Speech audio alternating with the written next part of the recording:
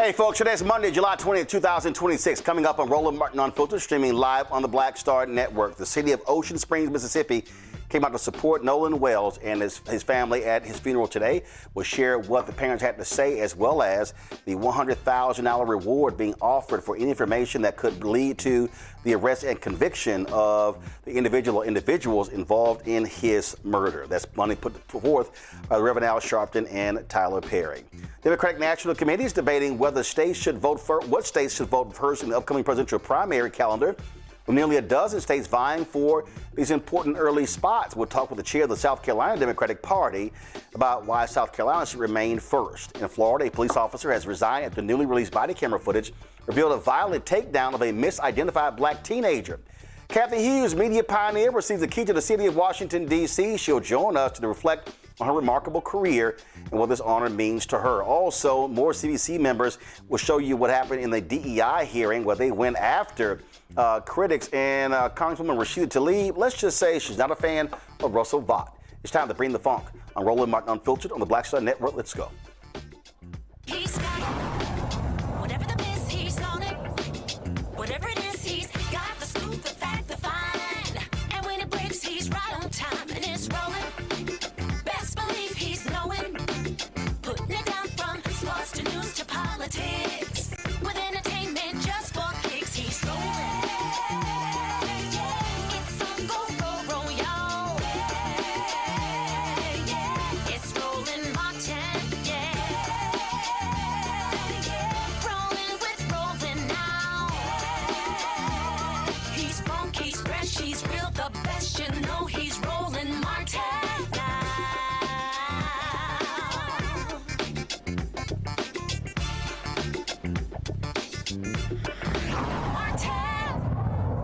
Folks, Donald Trump, MAGA, they despise DEI, even though they talk about merit, even though they love promoting unqualified white men. Well, when they had the DEI hearing last week on Capitol Hill, let's just say CBC members were not playing around when it comes to challenging the critics. Here's Congresswoman Latifah Simon of Oakland. Mr. Chairman, I really appreciate us having this conversation today, because what we're lifting up is, it seems like, a lot of anger and frustration with the way that things are in this moment. And I would agree, the American people all over the country, from sea to shining sea, they're angry and frustrated and afraid as they see the cost of living skyrocket under the administration. Prices are up and families across the country are struggling to make ends meet. We all know, if you go to the grocery store right now, the price of ground beef or orange juice. We're talking about DEI, but I have a couple of questions as it relates to what is actually germane to most folks in this country in this moment. Mr. Gonzalez, the Bureau of Labor Statistics has found that the price of everyday goods like food and housing and clothes has increased more than 4% over the last, 12 months. Mr. Gonzalez, yes or no, is DEI the reason that Americans can't afford clothes or groceries? No, I believe Biden was. Okay, no, I'm asking you right now, is DEI groceries? Yeah, is you know, DEI? I don't think that DEI has anything to do with it. I think Thank you. President Biden's policies I'm going to move forward. What about housing? Is DEI the reason why 2 teachers working in any state in this country can't afford to buy a house? Again, I would say Biden. Okay, Biden is the reason why, but not DEI. So Biden. I don't think DEI has anything to do with But Biden is not the president right now, but we'll move forward. Ms. Stepman, and if I mispronounce your name, I really apologize. The American families on average paid $310 more for groceries in 2025 under the current administration than they did in 2024. Yes or no, did DEI cause that? No, there are in fact other issues under the sun. Thank you. Dr. Shires, under our current administration, gasoline prices have increased by more than 50% since this disastrous war. Is DEI the fault of that? I don't believe so. Thank you, sir. This is why, I think all of us, many folks who are watching, are struggling with the conversation today.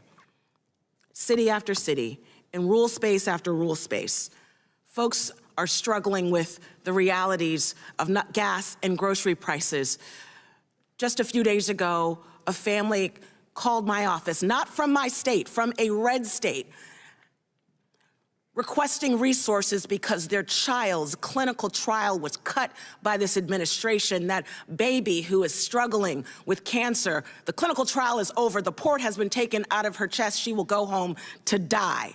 And we are talking about inclusion and equity and diversity. While SNAP benefits are cut, folks can't afford their mortgage, and we're having a conversation about the lexicon of diversity. But okay, did DEI make the president's approval rate fall to 39%? Is DEI the reason that Republicans can't pass any of their bills on the floor this week? Is DEI the reason that the Supreme Court upheld birthright citizenship? Did DEI kill the dinosaurs? I don't think that the American people are buying this attempt to divide and distract and scapegoat. Because what I would say, Mr. Chairman, it's feeling and sounding a lot like 1967 in this room. If you know, you know. We know what's happening. We know what this conversation is really about. And none of us have any real answers about what we're doing today outside of having a conversation that is set to break the commitment to include all Americans, to uplift the fact that we look different. We have different languages. We may pray differently, but the assault on that beauty, that's what we're litigating. Okay, but it's disgusting. And you want to blame DEI, you want to blame foreigners, you want to blame people of color for the price of gas,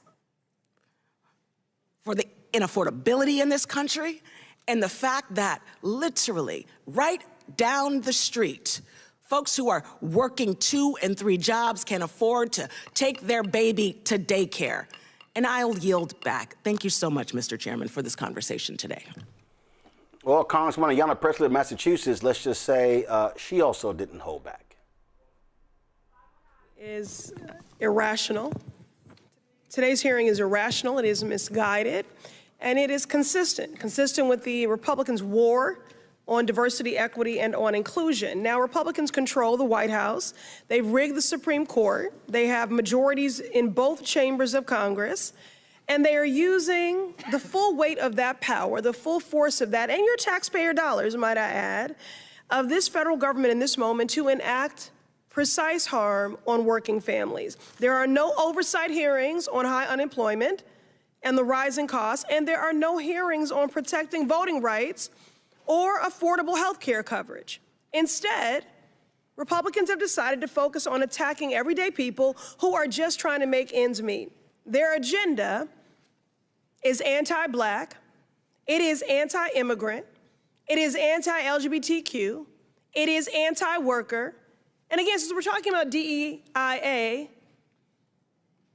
and the dismantling of it, it is also anti-veteran, it is anti-rural, it is anti-disabled, and it most certainly is anti-woman. Diversity, equity, and inclusion initiatives were created to promote fairness because there are real biases in America that disadvantage specific groups of people. That is a fact backed by mountains of data. While there has been progress, the work is unfinished. Actually, the work is piling up due to Republicans emboldening greater discrimination while simultaneously dismantling civil rights protections. For example, women face systemic gender discrimination. I know you can't tell by looking at the Republican Party, but women make up 50% of this country, and we deserve equal rights. So I'm going to start with a simple question, and Ms. Felcher-Stepman, I'm going to begin with you because actually the fact that your women's forum even exists, some might even consider that to be a DEI initiative. But let me just ask you a question. Do you believe America should have gender equality, meaning that women and men should have equal rights under the Constitution and our laws? Yes or no? I believe that women and men Yes or no? do have Yes equal rights or under no? the Constitution. Yes or no? One more time to keep it clean here. Do you believe America should have gender equality, meaning that women and men should have equal rights under the Constitution and our laws? Yes or no? I believe they should have equal rights, yes. Okay. And Dr. Shire, yes or no? Yes. Mr. Gonzalez, yes or no? All right. Well, unfortunately, the Constitution is silent on this topic. And that is why I've introduced legislation to add the Equal Rights Amendment as the 28th Amendment, enshrining it as the law of this land. Now, look, y'all, every Democrat in the House has signed on to my bill, but I'm still waiting on my Republican colleagues to join. So until we are able to codify gender equality in the Constitution, diversity, equity, and inclusion policies have supported women in every aspect of their lives. For example, women have served in the military for more than 200 years, yet Republicans in your anti-diversity campaign have denied multiple women promotions just because they are women, not to mention those that have just been fired. Women get paid less money for doing the same work as men, but since Republicans are anti-equity, the EEOC, Equal Employment Opportunity Commission, has weakened enforcement of pay discrimination laws, maintaining and widening our gender wage gap by the day. Y'all have any daughters? Not to mention black women making 65 cents on the dollar to white men. And finally, women are underrepresented in medical trials to find cures for diseases that affect us. But because Republicans are attacking inclusion, they cut funding for women's health research projects. So let me sum it up. Anti-DEI is anti-woman. And those harms are compounded by attacks on voting rights like the so-called Save America Act that Republicans are fixated on passing, which could disenfranchise nearly 70 million women simply because their last names on their ID no longer match their birth certificates after being married, which pro-family people seem to care about. Not to mention the attacks on bodily autonomy. As women, our bodies are treated as a debate, and Republicans are passing laws that restrict what we do and when we do it, something men have never had to struggle with.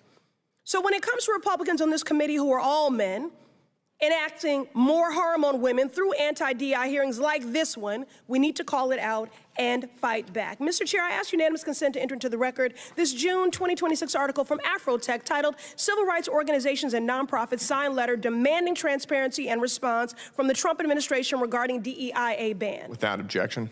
So y'all, since Donald Trump is so loud and proud about these efforts to dismantle and defund DEIA, why do you think the Trump administration is hiding all the data on their firings? Okay, I guess that's my time. All right then, thank you. Now, that was a DEI hearing. Now, Rashida Tlaib of Michigan, Congresswoman Tlaib of Michigan, when Russell Vought testified, she tore into him, and I must say, this was quite lovely. Director Vogt, is it true or false that your agency has dismissed and terminated more than 40 lawsuits and settlements against predatory companies? These were not predatory companies. Yeah. Are you friends with Capital One? With Capital One, no, I don't know. Walmart? Nope. Zelle? Nope. You reversed even settlements against Toyota, Navy Federal, Bank of America. Would you like to know why? Oh, sure. Because it looks like the past directors, you're getting so defensive. You're not friends with them. I wanted to make sure it wasn't personal. You're not friends with them, right? It's a direct question. Who do you work for, Director? President of the United States. No. You work for the people of the United States. You do not work for the president. You have legislation and laws that we pass as elected body members here. You do not work for the president. Wrong. You take an oath to the people of this country, and we pass laws that you are supposed to enforce. You do not work for the president. So that's probably why I think the founding fathers would have a different view, Congresswoman. Oh, I am so glad this is on record. You should be fired because you work for the people, not the president. None of us work for the president. The president won an election. I understand. I'm not. Put him in office. I actually don't contest that like you all do. Now, is it true these cases and others dropped lawsuits could have returned hundreds of millions of dollars to consumers? They could have also set terrible regulatory initiative and enforcement decisions. I'd like to enter into the record, Director Vogt. A memo, Chairman, from the Protect Borrowers, the Consumer Federation of America, and Americans for Financial Reform Education Fund, because I want the American people to see all the lawsuits you filed. Without objection, You didn't file. You actually decided not to pursue those lawsuits. And Mr. Chair, it's important for the American people to know this. Is it true or false, before 2005, CFPB only dropped one enforcement action and never terminated a settlement? I actually don't know. What's the answer? You don't know because you think that you work for the president. You actually don't see what the agency was created for. Why do you think the agency was created? Because of the president? Because Congress created the agency because of the awful financial distress that had happened on our American people. You can blink your eyes all you want. Last year, Americans lost roughly $16 billion to fraud. 25% increase from 2024 on your watch. The highest level on record on your watch. In fact, CFPB has received more consumer complaints in 14 months than in the first 14 years of its existence. Your watch. Dr. Vogt, do you think it's just a coincidence that the consumer complaints have reached an all-time high at the same time that your agency has pulled back enforcement and dropped cases, cut staff, and revoked guidance? There's a market reason for what is going on that we. Because you're friends with Bank of America, Walmart, Zelle? Are you friends with them? Do you work for them? I'm saying this because you dropped all these lawsuits. These lawsuits didn't come out of thin air. It's because they did wrong.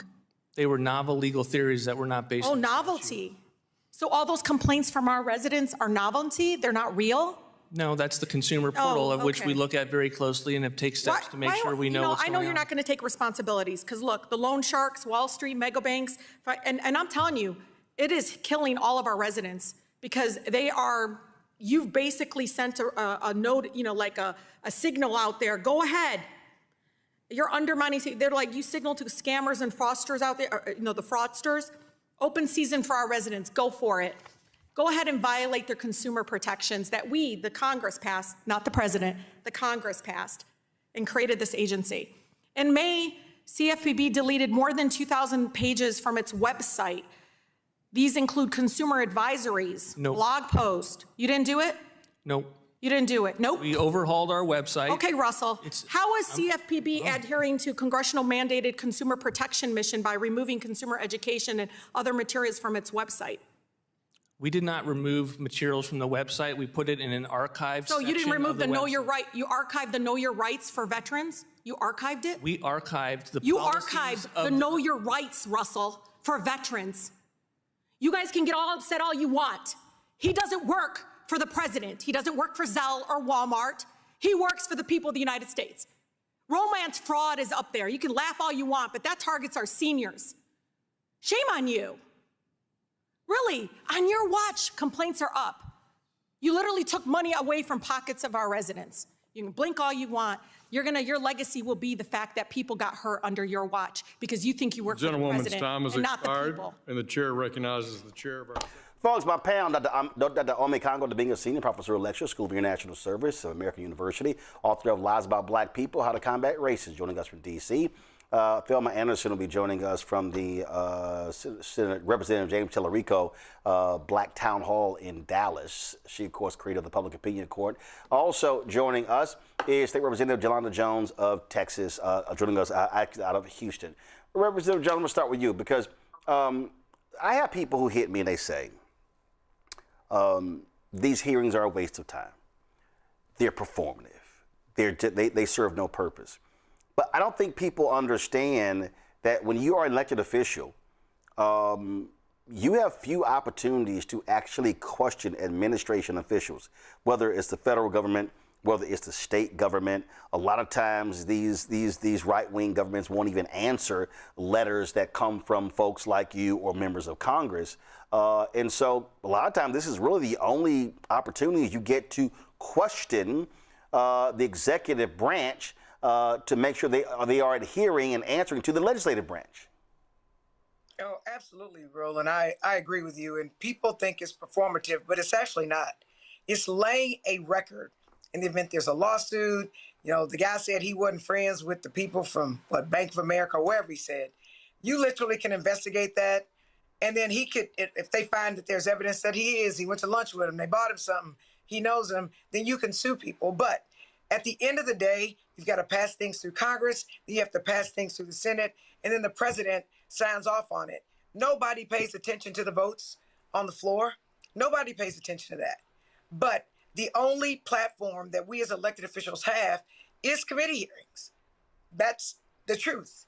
And so you need to get people to lie on TV in front of people under oath so that if the time comes where you can get them, then you have the opportunity to get them. But trust and believe, the Republicans want all this stuff done under cover of night, during, on the floor of whatever part, whether it's the Congress or the Senate, and they know people aren't going to pay attention to it.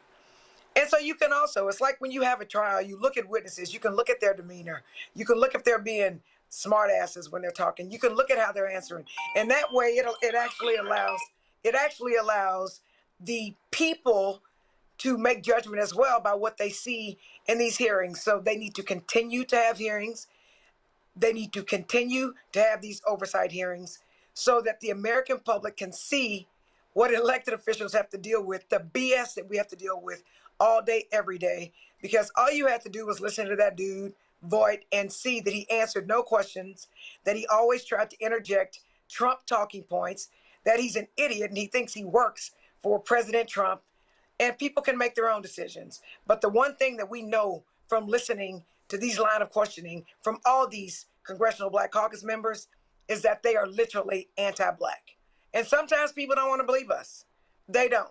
So these hearings allow people to see what's really going on so they can't pee on us and tell us it's raining. Congo.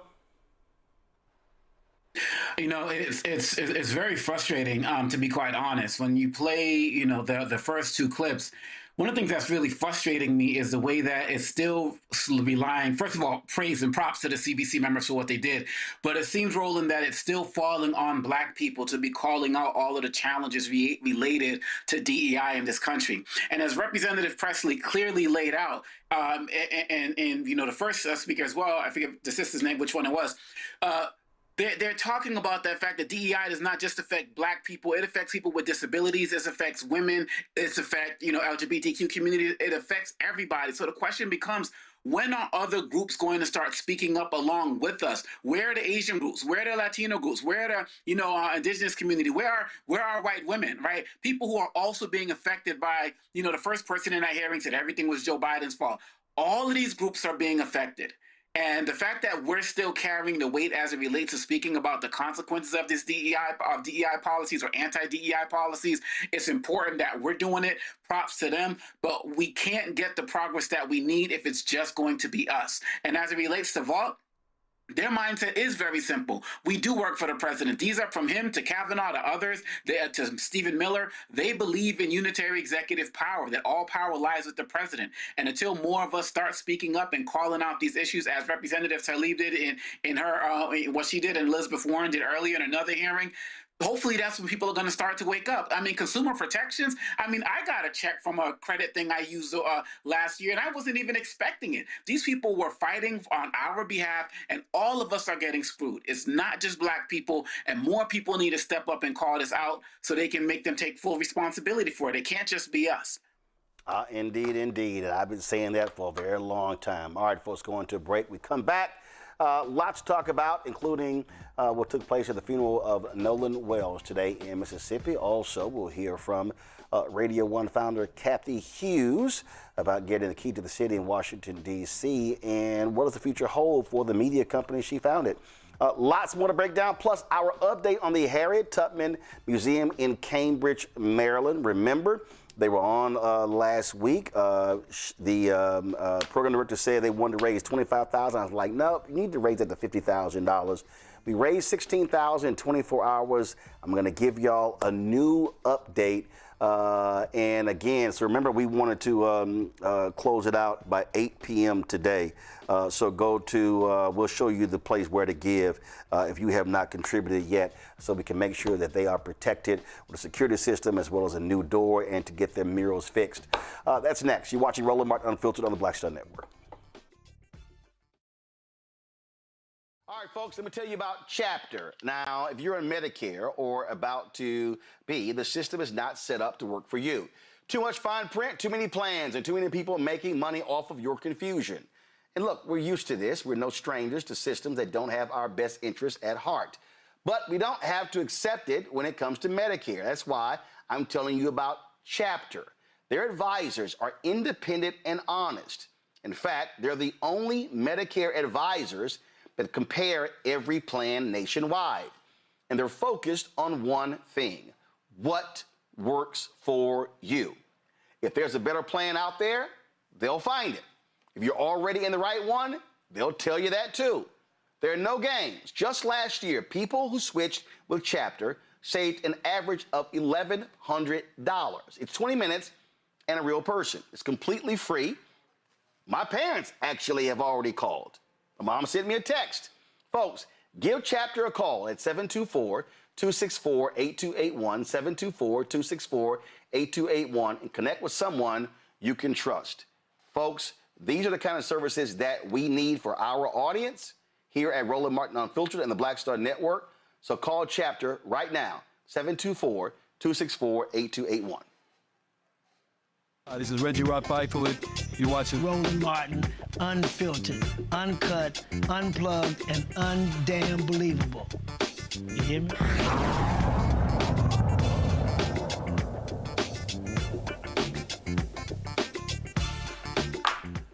All right, folks, media pioneer Cathy Hughes has been awarded the key to the city of Washington, D.C. by Mayor Muriel Bowser. It took place last week, recognizing her decades of contributions to broadcasting, journalism, entrepreneurship, and the community. Hughes, of course, founder and chairwoman of Urban One, formerly Radio One, began her media career after moving from Omaha to Washington, D.C. Got her start in radio and is widely credited with helping create the iconic Quiet Storm format, which remains a staple on R&B stations across the country. She also taught at Howard University School of Communications, which now is named after her. She later purchased Washington radio station WOL, laying the foundation for what would become Urban One, the nation's largest black-owned multimedia company. She joins us right now. Cathy, what's happening? Hey, Roland. How are you? Doing great. So I saw a bunch of the clips and posts last week regarding with the key to the city, and you've gotten a ton of different accolades, but obviously it's always a lot different in the place where you've been for quite some time, and of course where WOL was grounded. Absolutely. I mean, such an honor not to have been born in this city, but then particularly after this many decades of being involved in the city, to be recognized for it. And the mayor sent it. Oops, looks like we lost Cathy's signal, so we're going to get her back. So not quite sure what happened there. But let me do this. Y'all, we actually, when I was actually at TV One, I did a one-on-one with her. So here's just, y'all got that? Y'all have it? Go ahead and roll some of that.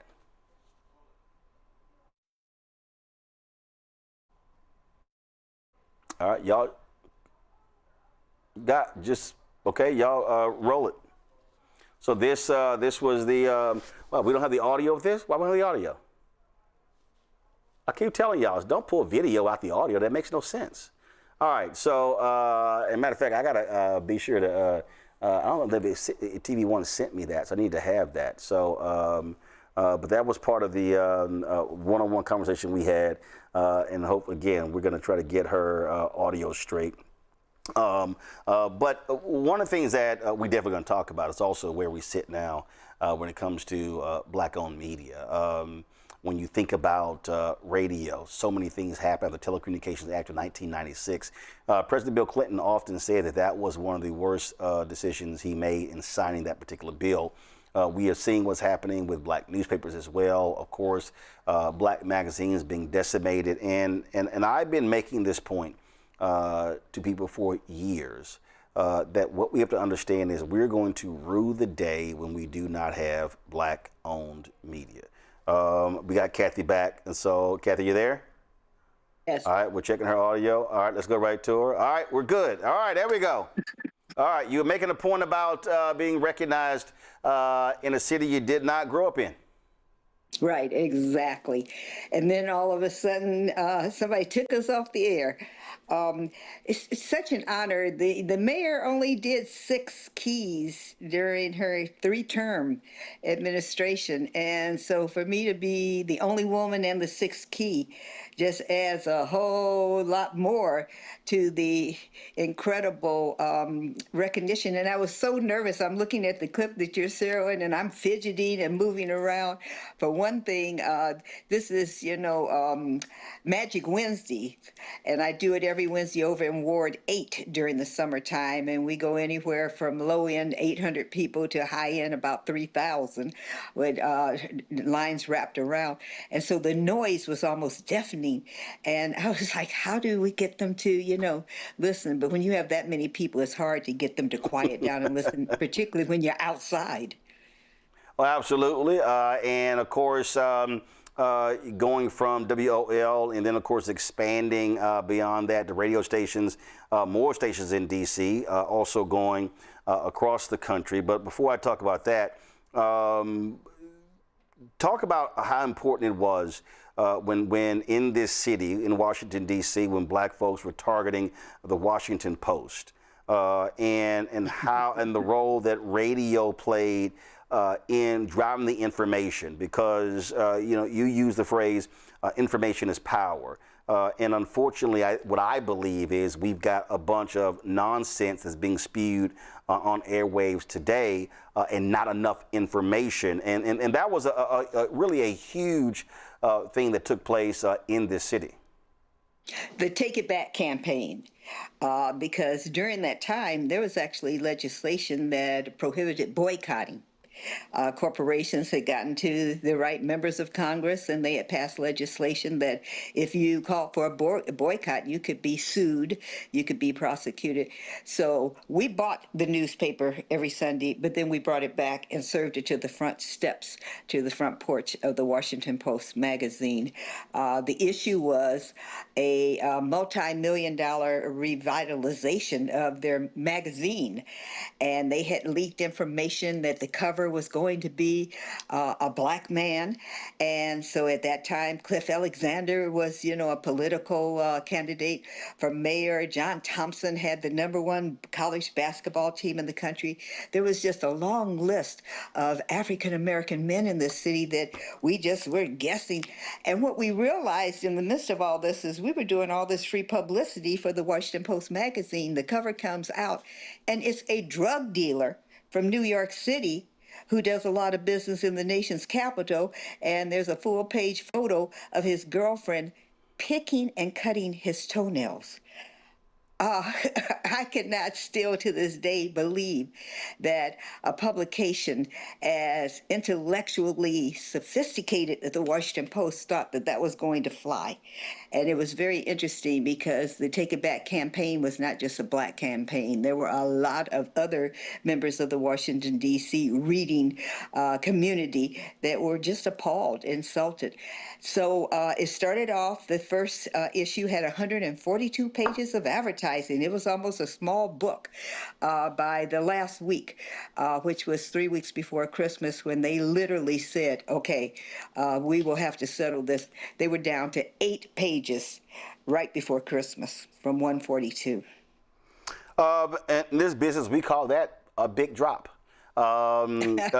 You use the word there that I think is critically important when we talk about black-owned media. You said community, and I just fundamentally believe that when we're talking about whether it's radio, television, newspaper, digital, magazine, that you have to be in service to the community.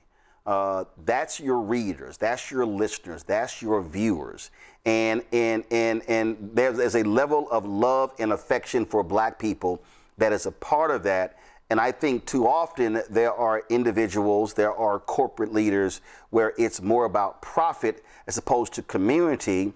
And Tom Joyner and I were having this conversation. I was in Miami a couple of weeks ago.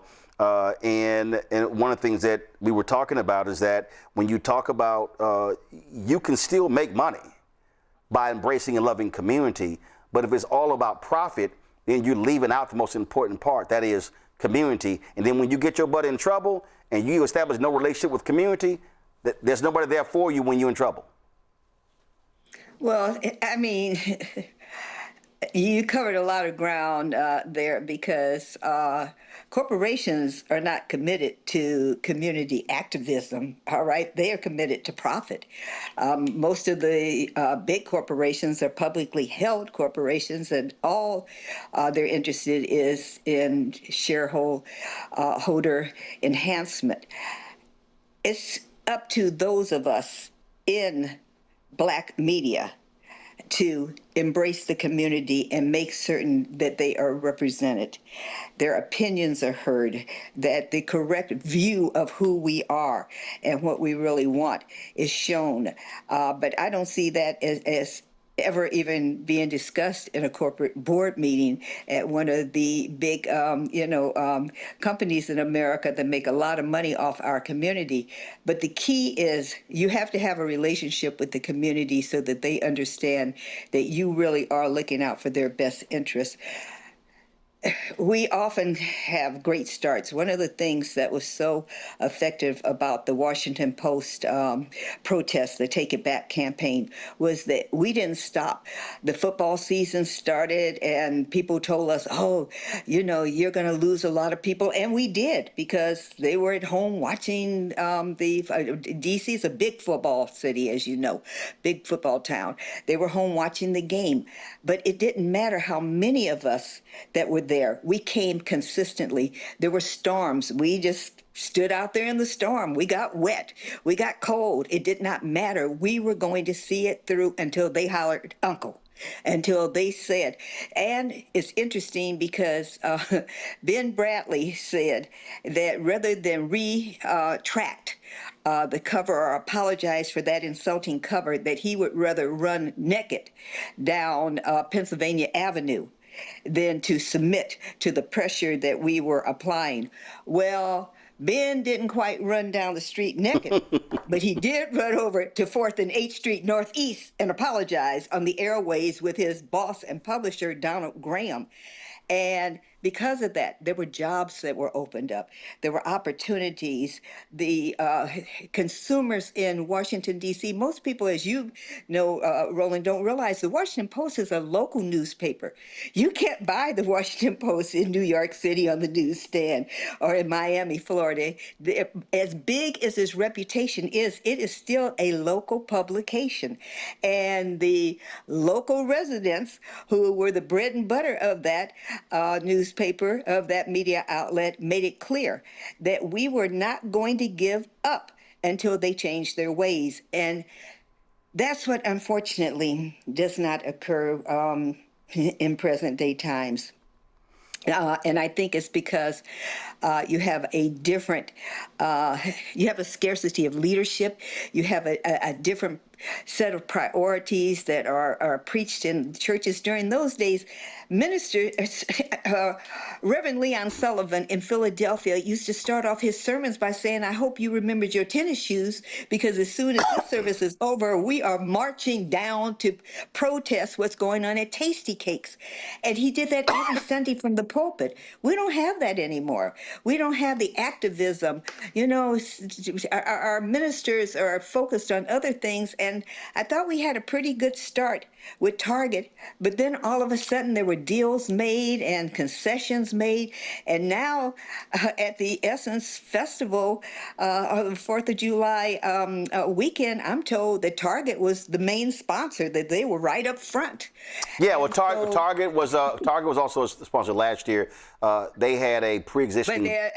But a different location last year. Yeah, they had a pre-existing deal with Essence that predated the beginning of that boycott. But you just mentioned two things, and as you were talking, and I have been. This is literally the basis of a book that I'm editing that's actually due tomorrow. This is from that you wrote. Oh yeah, it drops in February. All right. And so that was it. And this is from Dr. King's book, Where Do We Go From Here? Chaos or Community, which was his last book, written in 1967. That if you read it today, you swore he wrote it last year. Go to my iPad, Henry. He wrote, And as you can see, I probably used 3 or 4 highlighters in this book. He said there are already structured forces in the Negro community that can serve as the basis for building a powerful united front. The Negro Church, the Negro Press, the Negro fraternities and sororities, and Negro professional associations. We must admit that these forces have never given their full resources to the cause of Negro liberation. There are still too many Negro churches that are so absorbed in a future good over yonder that they condition their members to adjust to the present evils over here. Too many Negro newspapers have veered away from their traditional role as protest organs agitating for social change and have turned to the sensational and the conservative in place of the substantive and the militant.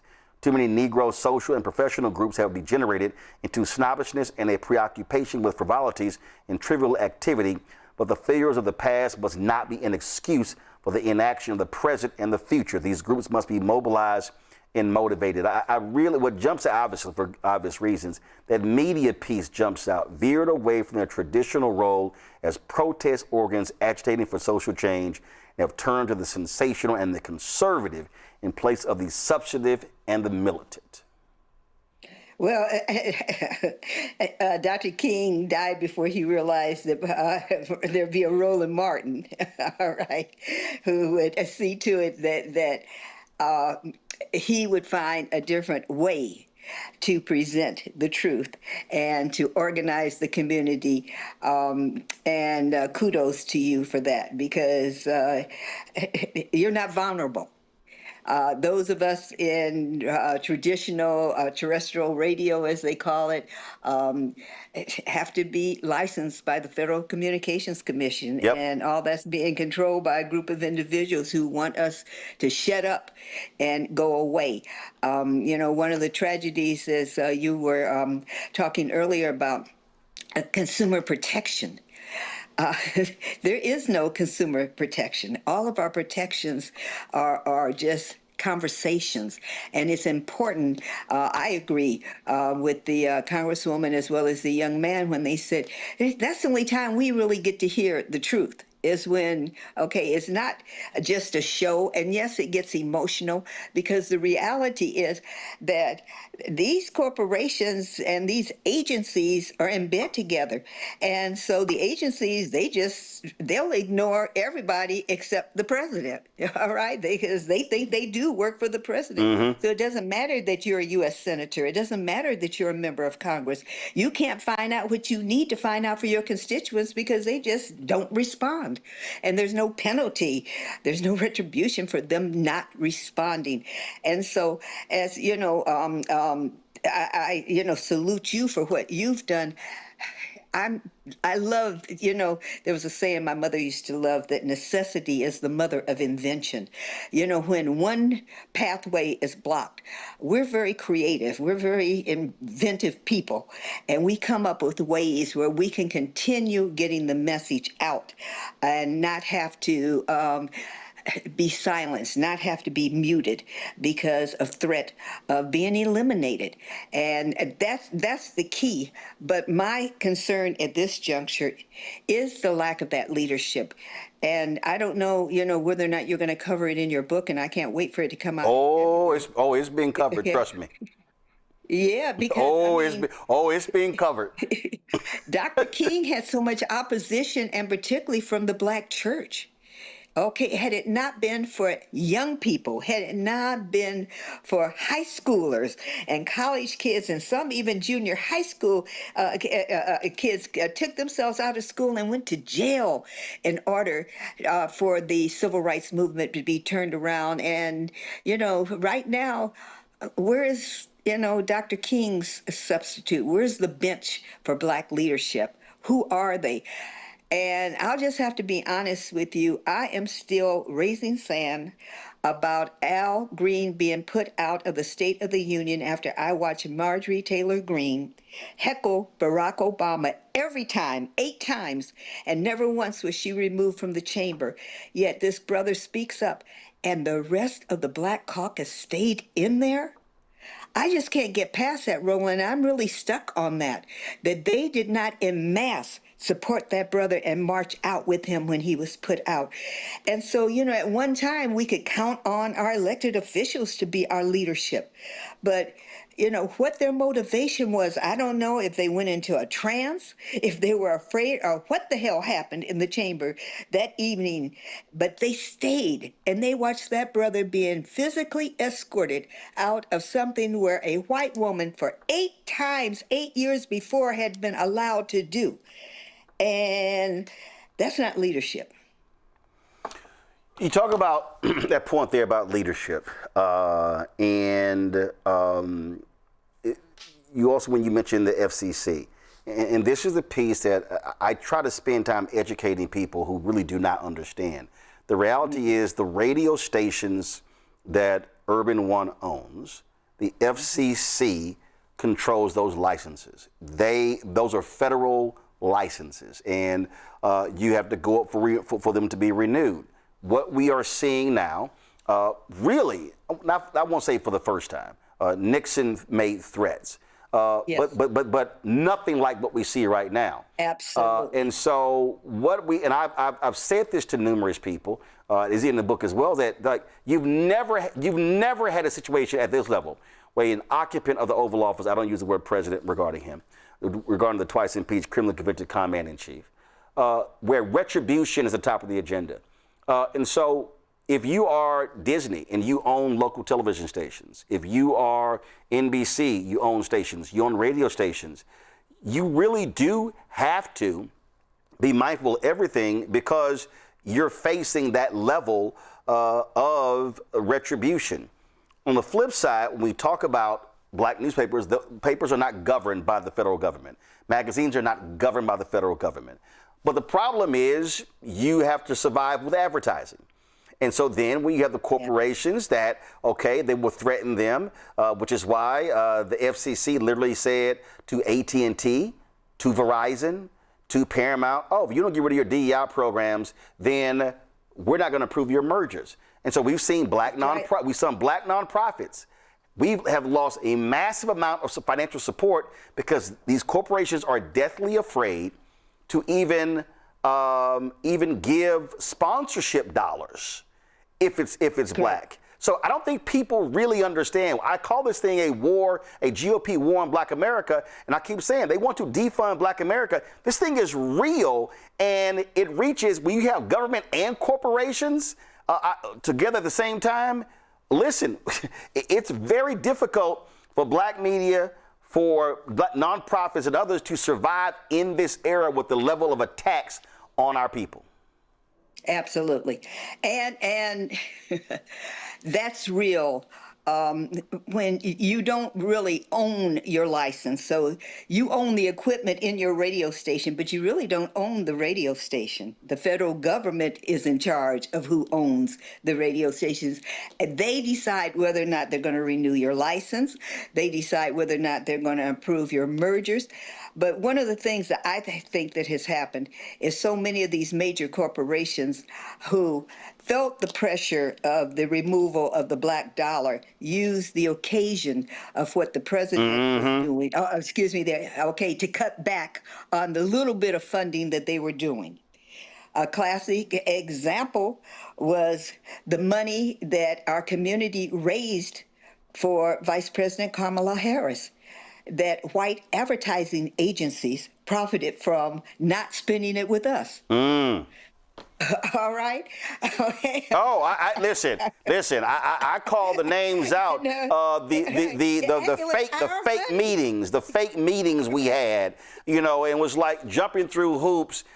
And oh no, do this, change this, do this, and not a single dollar ever coming our way. And it was just nothing but traveling to New York for more meetings. And I had somebody tell me, Roland, are you going to Cannes? I'm like, why in the hell am I going to fly to the south of France to meet with some agencies that won't meet with me in New York? Thank you. This is going to cost me more money. Yeah, absolutely. And the beauty of what you do seriously is you keep putting the truth out there. all right, and you're unapologetic about it, but also you're unthreatened. Okay, you have figured how to continue that which you are committed to doing, which is informing the community of the realities of being Black in America today, because we are really very confused. We're very confused over the fact that he who controls the dollar controls everything. Yep. Okay. And we don't seem to still understand that that's us. That is us. I mean, I'm sure you saw the report that came out about these high-end designer handbags, clothes, jewelry, the whole 9 yards. The majority of their products are sold to people of color. Yeah. That cannot afford it. That's the really fascinating aspect of the research that came out. These were not celebrities. These were not athletes. These were common, everyday working people who did not realize that they were the profit margin for these luxury items. And our self-hate is so real, because I saw this on social media, and yes, I had to snap on some people online. So this is not great quality video here, but go. Let's see here. Come on, where's the video? If y'all, so over the weekend at the AKA convention, they announced that it was this big old thing. They announced that the undergrads were getting these Telfar bags, and Telfar, of course, Black-owned luxury designer company. What was unbelievable to me, and I'm looking for it right now, because they were like, the sisters were screaming and everything. I go under the chat, Cathy, go under the chat, and there were Black folks who were saying, I can't believe they're screaming like that. It's not like it's a Chanel. It's not like it's a Birkin. And again, I went off. I said, this is exactly what I'm talking about. Y'all gonna scream at Chanel, but you don't want to see a Black luxury company in the same vein. That's Black self-hate. Yeah, well, 400 years of working on it, okay, they pretty much have perfected it. They pretty much have perfected the hatred of each other, of ourselves. But the worst part is the misunderstanding. And that's the reason. I remember when they first started eliminating books from libraries and eliminating, Virginia, Youngkin, as soon as he became governor, eliminated critical race theory in schools. We didn't have in Virginia critical race theory in school. So while on his very first day of his administration was he eliminating it, all the signs have been there, okay, that we, our history, our future, we're in jeopardy. All right, we are physically in jeopardy. You know, Dizzy Kimbrough's been saying it for decades, and people said he was crazy. Okay? They talked about him like they talked about Dick Gregory. Oh, you're a conspiracy theorist, and that's never going to happen. They are slowly but surely dismantling every ounce of progress that we have made since coming out of slavery. Oh, absolutely. Pan, I'll get rid of we'll go to y'all for questions. You mentioned earlier when we were talking about Dr. King, and John Lewis said, Congressman John Lewis said that he felt that the civil rights movement really ended with the passage of the Voting Rights Act in 1965. But the reality is that the Fair Housing Act was signed into law 9 days after Dr. King was assassinated.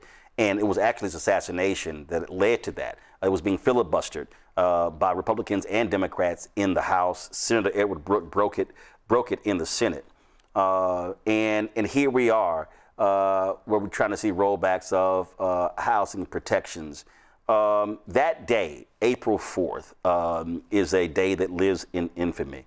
And I've interviewed people all across the country who talked about that day. Where were you that day? What do you remember, and how impactful was that April 4th, 1968 on you? It still can bring tears to my eyes when I really think about the feeling, because you realized that he was one and only. That's been one of the ways that we have been contained for all of these centuries, actually, is because it's a one and only theory that they practice. And I realized that because young people had heard his message and had responded, other leaders were emerging. And so it's kind of like the story of, they cut off the head and the rest of the body will die. Because I knew. It was a sick feeling that just went through me that, oh my goodness, all this progress that we've been making, we're finally getting on the right page. Ministers who had been, like bad-mouthing him were coming around, apologizing even, and getting on board. The word was spreading of what we could do. We were starting to be recognized, and then all of a sudden it was aborted. Just gone. And I remember not believing it at first. I was one of those, no, that can't be true, under no circumstances. And then I guess the way I handled my grief was that I just assumed that there would be enough anger, there'd be enough force as a result of the assassination of Dr. King, that there'd be a whole new population of leadership emerging. And we started going backwards, and we have continued going backwards. And ministers traded in the, gospel of liberation for a gospel of success and visibility and profitability. The whole message is changed. I remember when the brother in Chicago, whose name's escaping me now, he was Barack's minister, was punished. Reverend Jeremiah Wright. Thank you. Jeremiah Wright was punished. Jeremiah was one of those voices during this time. And so this is not the first time that we have been punished and have been victims of retaliation. That's one of the things I try to say to people sometimes when, I'm out speaking and they get despondent and upset and, sad. What in the world are we going to do? Quincy Jones used to love to say that there was nothing new under the sun, particularly as it relates to music, but it's really true. We've been through this type of oppression before. It's more public now because of technology. There's more information out there, but this has not been the first time that there's been an attempt to silence us.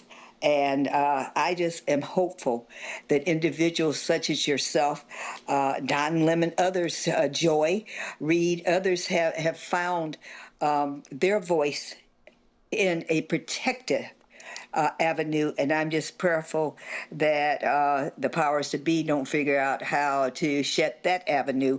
But I think as creative as we are as people, that we will find a way. We will not only survive, we will thrive, and we will continue to move forward, because we don't have any other chance, quite frankly. This is our country. We built this economy. We built this country, and we still do not understand the power that we possess as a unified community. Indeed, indeed. Questions, first up, Omekongo. What's your question for Cathy Hughes? Ms. Hughes, it's truly an honor to talk to you through all of your perseverance. It's just truly an honor. Thank you for your commitment to our community. Thank you. The question that I have for you, you talked about the failure of some of our leaders, some of our politicians, some of our ministers. Given your expertise, some of us feel like our Black entertainers are also letting us down in this moment. I want to know if you feel the same, and if so, why? Amen. Do you think they're doing that? I can remember when they would forget to thank the Academy for the award. They'd be so busy preaching. Okay, they started giving liberation speech. The minute they got on the stage, okay, they were cursing out the government. They were calling people by name. Now they thank God, their mama, which is good. Okay, it's good to thank God. It's okay, it's great to thank God, good to thank your mama. But can you get around to talking about the issues that are confronting your people? There was a time you could not watch an award show without there being a speech Okay, and then they would start competing. Okay, yeah, well, that sounded good, but I'm gonna sound better when I get up there to get my Grammy. Okay, all right. Okay, I'm thinking while you up there protesting, whatever, I'm gonna come up behind you, and I'm gonna. They were outdoing each other. They were putting their money where their mouths were. They were investing in various projects because everybody doesn't speak out. There's some, celebrities who just don't have that type of personality. Okay, they, go into character, and that's their gift. But all of that has basically vanished. And I mean, I know that this is not going to be popular for me to say because he is the number one popular entertainer now. But I was so proud when Bad Bunny said that he would not ever perform again in America as long as this administration was in power. And along comes the Super Bowl, and guess what? He is right here in America performing at the biggest sporting event that we have. So I was like, okay, now what changed your mind? Because it couldn't have been the money. Because when you get to the status of a Bad Bunny, money is not an issue. Okay, counting it is. Okay, keeping up with it. All right, that's the issue, because it becomes that plentiful in the music and entertainment industry. But what changed his mind? It was such a beautiful, unifying. He said he would only perform in Puerto Rico. And I can't tell you how many African Americans I knew that went to Puerto Rico to see him perform out of support for, oh, this is beautiful. But then we look up and he's dominating the Super Bowl.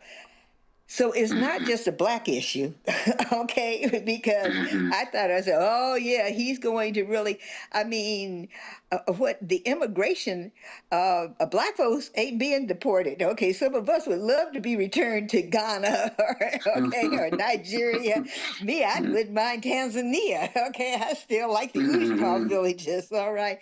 But no, you're absolutely correct. It's not just, and I guess some of them feel that it's not their responsibility. The politicians aren't doing it. The preachers aren't doing it. So why should I jeopardize and run the risk I might upset someone? And then this culture that social media has developed that I think are the majority of those, the kill culture, I guess they're called, or some of them are what we used to call in my day of activism, provocateurs. Okay, they're not really just people on social media expressing their opinions. Okay, they're being paid to disrupt and destroy.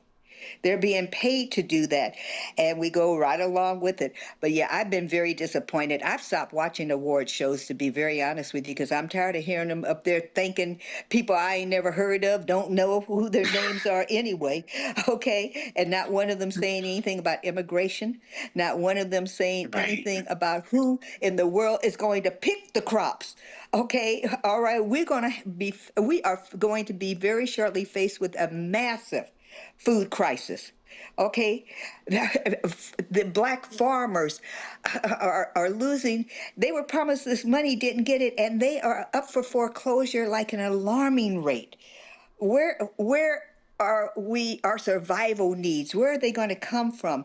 And nobody is saying a word. So yes, I totally agree with you that they're letting us down. I mean, Jane Fonda used to go to jail as frequently as Dick Gregory. Now, I don't hold her responsible because girlfriend's almost 100 years old. Okay. And still looking good. And those entertainers can't say they don't know because we cover that black farmer stuff here more than anybody else. Yolanda, what is your question? Yeah, I just want to first say, Ms. Hughes, thank you so much for having the courage to do what needed to be done and understanding that agitation was important to the vitality of Black people. Now, I'm not certain which question I want you to answer, but there are two. The first one is you've spent a career proving that Black-owned media can shape public opinion and build power. Today, with algorithms, streaming platforms, and billion-dollar tech companies controlling what people see and hear, are we losing the ability to tell our own stories? And if we are, how do we take that power back? That's the first question. The second question is, you often say information is power, If you had to grade Black media today on whether it's informing our community versus entertaining our community, what grade would you give us and why? It would depend on whether, the second question, whether or not it is Black programmed or Black owned. There's a big difference. Black targeted and All right. Black owned is a difference. Exactly. Black targeted, Black owned. All right. Black owned. The reason you and I are right here, I would give, because of the Roland Martins, because of the individuals that are coming forth now, I would give us A- only because we have so much more growth potential ahead of us, okay? But an A. Now, the first question, can you make a shorter version of it for me? Because I'm long-winded by nature, okay? Give me the condensed version. So the condensed version is, are we losing our ability to tell our own stories with the way media is now? And if we are, how do... No, a resounding no, because we have the tradition of the griot. Okay, as long as we can talk, we have the ability to tell our story. With technology, we now have the ability, new ways to get it out there. And I don't think that's anything that we're ever going to lose. We are a culture that is a lot more responsive to verbal messaging. Unfortunately, my generation, there used to be a saying that was horrible to say, but it used to be, if you wanted to keep a secret, put it in a book. If you wanted to hide something from Black folks. Well, that is changing, but we're always going to be discussing. The problem that I'm concerned about is the accuracy of what we are receiving. And how do we distinguish that which is a paid political announcement or just the plain, unadulterated truth? Because one of the things that has been mastered by those in charge is, and it's so true, is what radio does. Radio programs your subconscious. It's repetition. And if you repeat it, and all of us have experienced singing a song that when we heard it the first few times, we hated it. Oh, that's horrible. Why would he release that? And then all of a sudden you find yourself humming it or singing it because of this element of repetition. So when you take this incorrect information and you repeat it enough times, even the person repeating it starts to believe it because their ears hear it first before other ears hear it. That's the danger. But we will always have our griots. We will always have our Roland Martins. We will always have those individuals that come hell or high water are not going to be stopped telling the truth, getting the information out there. And I'm really encouraged with the number of young people now who really have basically kind of gone a whole different route in terms of political realities and are coming up with new strategies and new directions to do things. I think we're going to go through some very challenging times, but I think that we don't have to recapture our voice. Yep. I think that we're just going to have to take the mute button off of it because it's still there. Two final quick questions, and that is first, where do you hope Urban One is in 20 years? Two, 50 years still from alive. That's an easy one. 50 years still from here, whether I'm here or not. I certainly pray that the company still is and still unapologetically in the Black people business. All right, last question. 50 years from now, 100 years from now, a little girl, little boy comes across the name Cathy Hughes. They're reading and they see this, they're online, they see a video. What's that one thing you want them to know about you? That I love my people and I was willing to take whatever knocks, bruises, penalties, punishment in order to make certain that they were okay. I did not mind being the sacrifice if it was going to give them opportunity.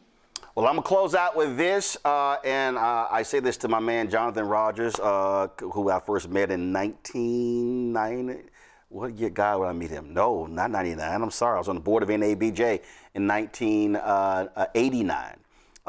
And a lot of people, when they introduce me, when I give speeches, they talk about being on CNN. Then they say, oh, he left mainstream and went to black-owned media. I said, no. I remind them, no. Before CNN paid me a cent, actually, the first check that I got that gave my opinion on television was actually on TV One. We had these interstitials, commentaries that ran, Roland Martin, this is my perspective, what's yours? And so I'd remind people all the time that no, it was a black-owned company that paid me before CNN. And then when I went to CNN, they wanted me to leave TV One, and I said no. They wanted me to leave WVON Radio, and I said no. And then later they wanted me to leave Tom Joyner Morning Show. I said no. And I tell people all the time, we don't have to leave black-owned media. If mainstream media hires us, we can actually do both because their ice is not colder. Amen to that. I love you, Roland Martin. Cathy Hughes, I appreciate it. Thank you very much. It's always great to see you. People shower you with love and affection, and it was great to see all the folks with the key to the city and the fabulous time I had there. And so I shall see you soon sometime on the dance floor. Thank you. God bless. Thanks a bunch. You know what? I was going to go to a break. Let's go right into it, y'all. And that is my next guest has been holding, and that is to talk about South Carolina. Let's talk about South Carolina. Democrats, of course, when Joe Biden ran in 2020, also in 2024, South Carolina, of course, primary was first. Well, Democrats are meeting this week, and a lot of people want that first. Iowa wants it. New Hampshire wants it. Nevada wants it. A lot of Latino leaders are pushing hard for Nevada to be in the first slot. I still fundamentally believe, and I don't care what anyone says, that South Carolina should stay first. Black folks are the backbone of this party, and South Carolina should remain first. Joining us right now is the chair of the Democratic Party in South Carolina, Christelle Spain. How you doing? I'm doing well, Roland. How are you? Doing great. This week, you're throwing lots of elbows. You're doing lots of blocking, pushing, because everybody is coming after your slot of being first in the nation. Absolutely. Everybody wants to be first, Roland, but we're first. And we maintain that, and we made the case back in May when we presented to the Rules and Bylaws Committee about why South Carolina should remain first in the nation. We only had this spot one time, which was in 2024, where we had a contested primary, but it was not competitive. And I went on to say that when South Carolina goes first, Roland, the Deep South goes first. Black voters go first. And as you already laid out, Black voters are the backbone of this party. And so we should continue to elevate Black voters' role in the process, not push it further back. And so you have all these different people saying, well, and we really heard this in 2020 from a lot of Senator Bernie Sanders supporters, and I was cussing a lot of those folks out online. They was, oh, wait a minute, well, we don't have a shot at winning South Carolina in the general election, so they shouldn't go first. We should be going to places where you have a much more diversity that's being dominated by African Americans. All sorts of rationale being given as to why not South Carolina. What do you say to those critics? I say the Democratic primaries are not about the general election. So to say that because South Carolina isn't as competitive in November, the Democrats here don't matter, that's crazy. If we're trying to set our candidates up for success and battle test them for November, they need to start in a state like South Carolina, where we, number one, have an open primary, where they can come in and test their message. What do Democrats gain from hanging out in a blue state, talking to people that agree with them all the time? They need to come to the Deep South. They need to come to South Carolina and do these retail politics, because you cannot phone it in the South, in the Deep South. When you come to South Carolina, you've got to do the same type of retail politicking that you do in Iowa and New Hampshire. You've got to go sit with the Black church. You've got to go sit in these small communities, in these small, these American Legions, these all the places that we go and campaign, in the barbershops and the beauty salons. Like, that's how you communicate with voters in the Deep South and in South Carolina. And we are just as important as the blue states, as the battleground states, we prepare candidates, we test them, and we get them ready. So if the early window, if our calendar is about setting our candidates up for success, then South Carolina absolutely should remain in the early window and should absolutely remain first. Well, I think also what this does is, and this is the mistake that people make when they're looking at this here. I also look at the issues that are raised, and the reality is this here: the biggest failure of the National Democratic Party has been the abandonment of the South. Listen, Georgia is what it is because it was Stacey Abrams, it was Raphael Warnock, it was others who literally worked, tilled that soil for 8 years. And what they did in 2012 culminated in 2020 and Biden Harris winning that state and electing 2 Democratic senators in Raphael Warnock and John Ossoff. Warnock gets reelected. Ossoff, strong. A lot of Republicans wouldn't even run against him. So you might have 2 Democratic senators from there again. You've got Roy Cooper, former governor, running for the United States Senate in North Carolina. If you ignore the places, some poll just came out showing the governor's race and the U.S. Senate race in Florida as well. Well, if you ignore Florida, if you ignore and you don't invest in Mississippi, you don't invest in Alabama or Tennessee or South Carolina or North Carolina or Arkansas, I'll add Texas, Louisiana, yeah, you're going to keep losing. Yep. Yeah, and we just tested that blue wall theory in 2024, and it didn't hold. It failed. Right. So the whole deal was like, oh no, if we win, everything was about Wisconsin, Michigan, Pennsylvania. Yep. Yeah, overlooked a lot of places, and we lost miserably. And we're going to continue to lose miserably. And as I'm a big Democrat, I love my party. I'm going to fight for it. I'm a proud Democrat. But if we want to change the state of things in this country, Democrats have to start winning in the Deep South. Period, point blank. That's where the population growth is. South Carolina is the fastest growing state in the nation. Okay? So to talk about, if we're talking about going to where voters are in the Deep South. Voters are in South Carolina. So why would we change our calendar and go to where the voters are not and then say that we're worrying about engaging our voters? We're worried about meeting voters where they are. Well, the voters are in the Deep South, and they're absolutely in South Carolina. Well, not only that, it is projected, and I have been talking about this for a very, very long time, and I hate showing anything. Matter of fact, I don't even want to show this because it's Fox News. I don't want to show them. This is from the Brennan Center for Justice. Big changes ahead for voting maps after next census. New population estimates from the Census Bureau suggest sharp gains and losses that could reshape the country's politics after 2030. The maps don't lie. It shows that it says right here, Florida and Texas could get 4 seats. North Carolina could add a seat. California will lose. New York State will lose.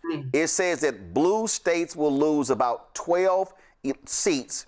Those are moving south. So if you Democrats, you don't wait to 2030. You better be hitting the ground going hard in the South now, because if you lose those 12, that means you're going to have to win Arizona, Nevada, or you're going to have to win North Carolina, Georgia, in order for you to have 270 to win the White House. Yeah, the map is changing right underneath our feet. And we know it, we feel it, we see it. So the big strategy change is to invest in the South, invest in the Deep South. And the first thing that the DNC can do to prove that we're doing that is to keep South Carolina first in the nation. Lead off by talking to Black voters. Make sure that our candidates have to come and talk to Black voters, to rural voters. Like you talked about Black farmers. South Carolina is a rural state. We've got farmers all across this state. South Carolina, we've got I don't even know how many institutions of higher learning. Like, we've got students, we've got veterans. You get it all when you come into South Carolina, and you don't have to be a billionaire to compete here.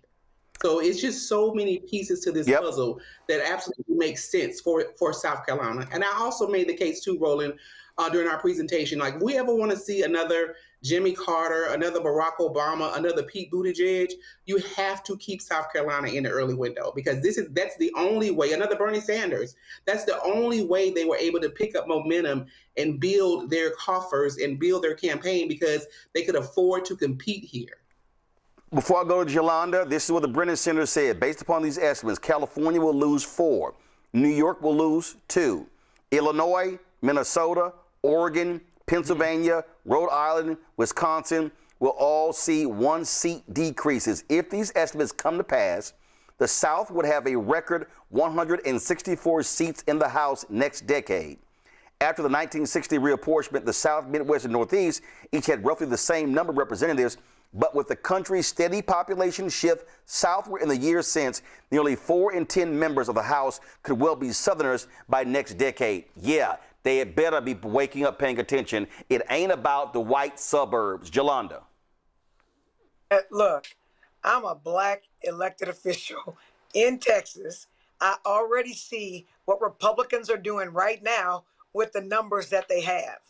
So if they leave us alone, don't invest in us, and especially in the black community, it's going to be worse. And I absolutely agree that the first primary in the Democratic primary should be South Carolina. Because here's the deal. We got these progressive white liberals deciding with the bench who gonna run for what.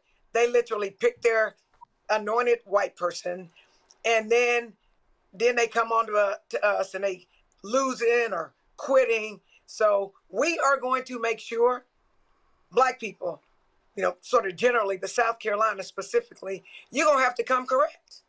You just are. Amen. And I also think if the DNC actually disrespects South Carolina, and I'm from Texas, but disrespects South Carolina, and they are further showing that they really don't care about the black vote. Because as I said at the Texas convention, the road to blue goes through black. Black people gonna make you right. That's just what we gonna do. That is just who we are as a people.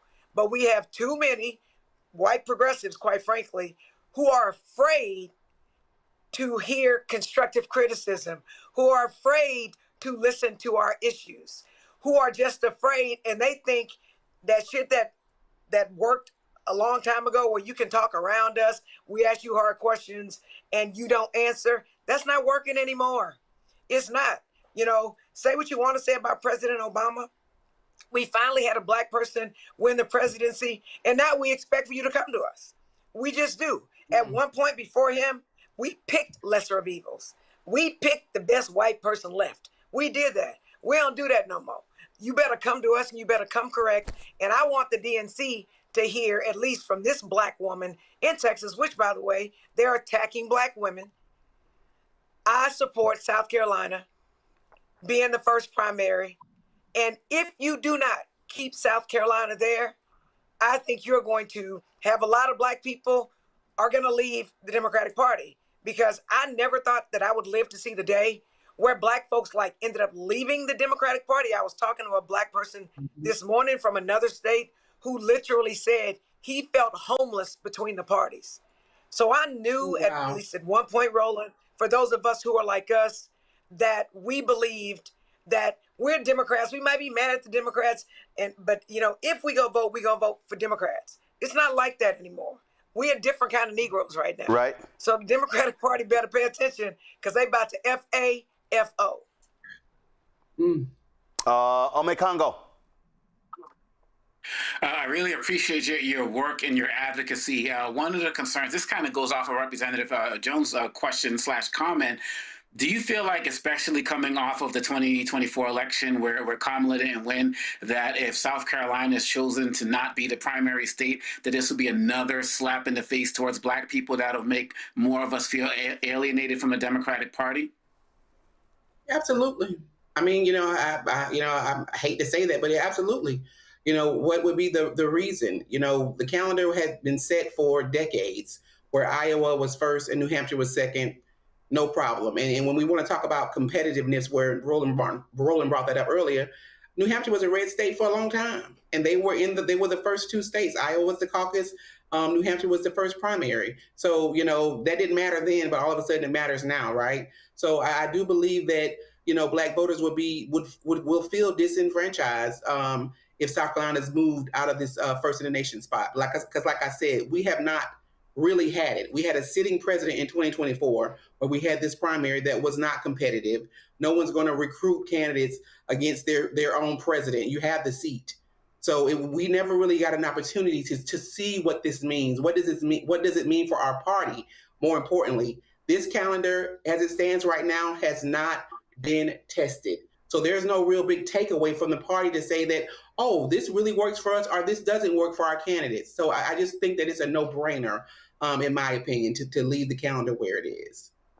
All right, then. Christelle Spain, we certainly appreciate it. Thanks a bunch. Thanks so much for having me. All right, good luck in the fight. First, going to go to a break. We come back. We're going to talk about, we may go live to Dallas for the James Tallarico Town Hall. We'll also discuss the Nolan Wells funeral, which took place today in Mississippi. You're watching Roland Martin Unfiltered on the Black Star Network. Don't forget to support the work that we do. Listen, one of the reasons we're here is because y'all support of us. Listen, we ain't got millionaires and billionaires cutting us checks. It's our small donors and our folks that have been supporting us since we launched almost 8 years ago. You want to contribute via Cash App, use a Stripe QR code. You see it right here on the screen. That QR code is also for credit cards. If you're listening, go to blackstarnetwork.com for ways to give. Check some money order, make it payable to Roland Martin Unfiltered. P.O. Box 57196, Washington, D.C. 20037 0196. PayPal's R Martin Unfiltered, Venmo RM Unfiltered, Zelle Roland at RolandSMartin.com, Roland at RolandMartinUnfiltered.com. Back in a moment. All right, folks, let me tell you about Chapter. Now, if you're in Medicare or about to be, the system is not set up to work for you. Too much fine print, too many plans, and too many people making money off of your confusion. And look, we're used to this. We're no strangers to systems that don't have our best interests at heart. But we don't have to accept it when it comes to Medicare. That's why I'm telling you about Chapter. Their advisors are independent and honest. In fact, they're the only Medicare advisors that compare every plan nationwide. And they're focused on one thing: what works for you. If there's a better plan out there, they'll find it. If you're already in the right one, they'll tell you that too. There are no games. Just last year, people who switched with Chapter saved an average of $1,100. It's 20 minutes and a real person. It's completely free. My parents actually have already called. My mom sent me a text. Folks, give Chapter a call at 724-264-8281, 724-264-8281, and connect with someone you can trust. Folks, these are the kind of services that we need for our audience here at Roland Martin Unfiltered and the Black Star Network. So call Chapter right now, 724-264-8281. Hi, I'm Jo Marie Payton, voice.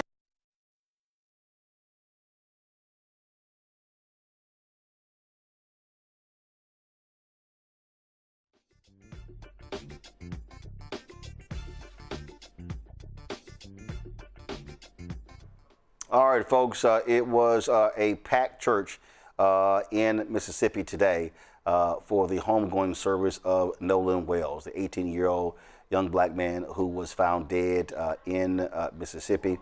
Hundreds filled in that particular church to say their final goodbyes. Among them, Hall of Famer Terrell Owens, as well as Spike Lee. Wells and a group of friends, of course, went to Horn Island off the coast of Mississippi to celebrate July 4th. His friends returned to the mainland later that afternoon and told police that Wells opted to stay behind, saying he would catch a ride back later with others. When he didn't return home that night, his mother reported him missing around midnight. A U.S. Park Ranger found Wells' body on the northwest shore of Horn Island on July 6th.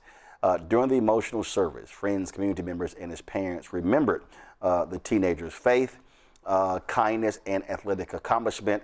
Also during that particular service, Reverend Al Sharpton announced that that the National Action Network was going to give a $50,000 reward for any information leading to the arrest and conviction of individuals involved. This is some of what Wells' parents had to say.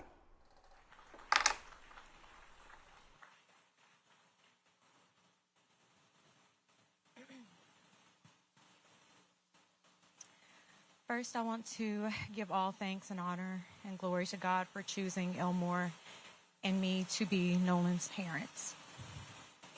We thank you, Lord, for the beautiful 18 years that you blessed us with him.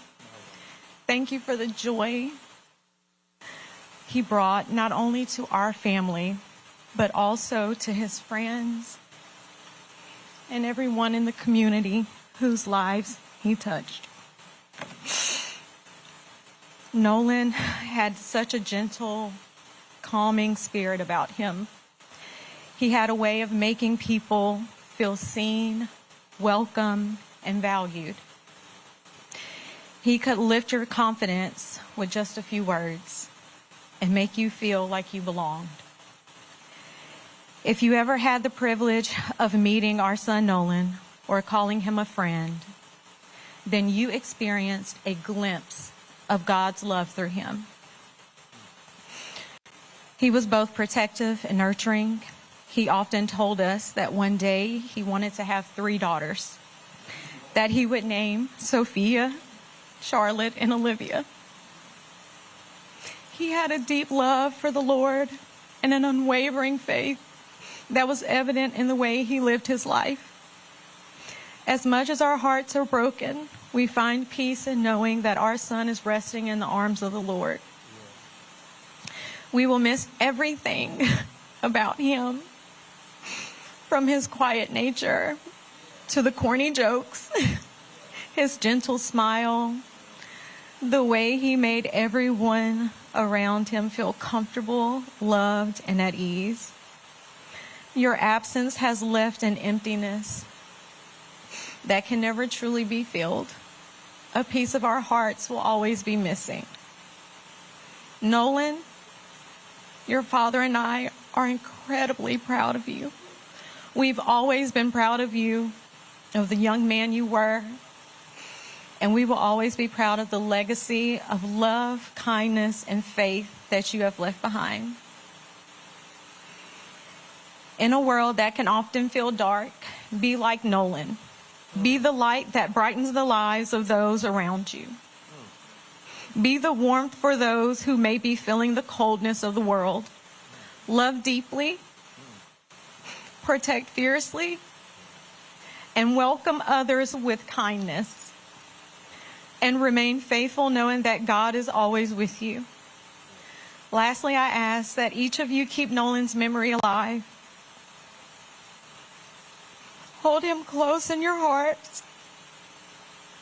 Share his stories and never stop saying his name. As long as we continue to remember him, his light will continue to shine through us all. Nolan, we love you. We'll continue to fight for you. Yes. And until we meet again, and thank you all for coming.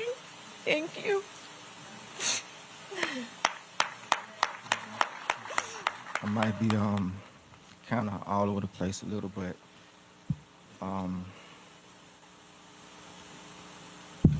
just from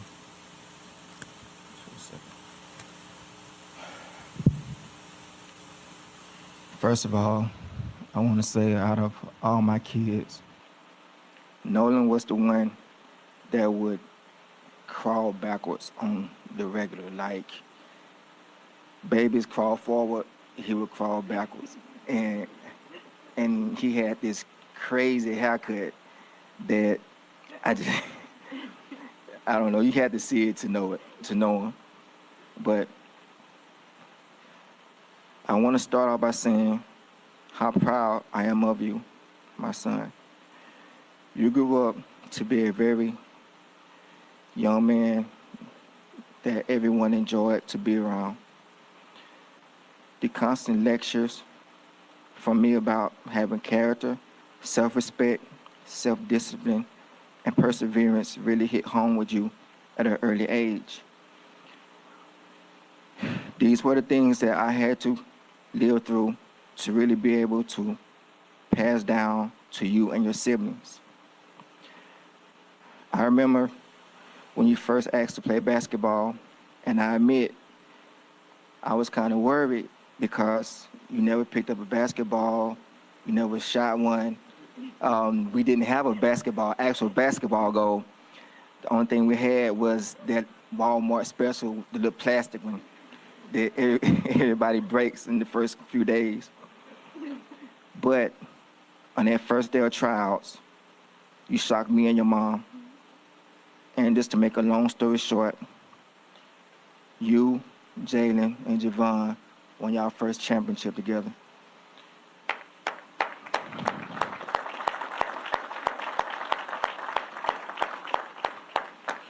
Middle school was even more exciting because you were not just making a name for yourself on the football field, the basketball court, and the baseball diamond, but you were also laying the groundwork for your little brother Elmore. I nicknamed you Mr. Cool Hands because it seemed like you was catching a touchdown every game. You wanted to be the best. So I poured all my knowledge into you that I could by taking you to the gym to work out, taking you to the beach to do drills in the sand, teaching you how to watch film, how to study your opponent's strengths and weaknesses. And you carried these teachings all the way through high school and had an amazing run. Also during that time, you made a lot of friends. You helped a lot of people, and you became well liked by many. It really warmed me and your mother's heart when we would get a phone call or an email from a teacher talking about something that you did for a fellow student. All the teachers love Nolan. The day you came home from college, you came in the room and you asked me about training. You would always ask us, or always tell us about things that you want to do for us. When you signed with a school, you want to do this and take me and your mother there.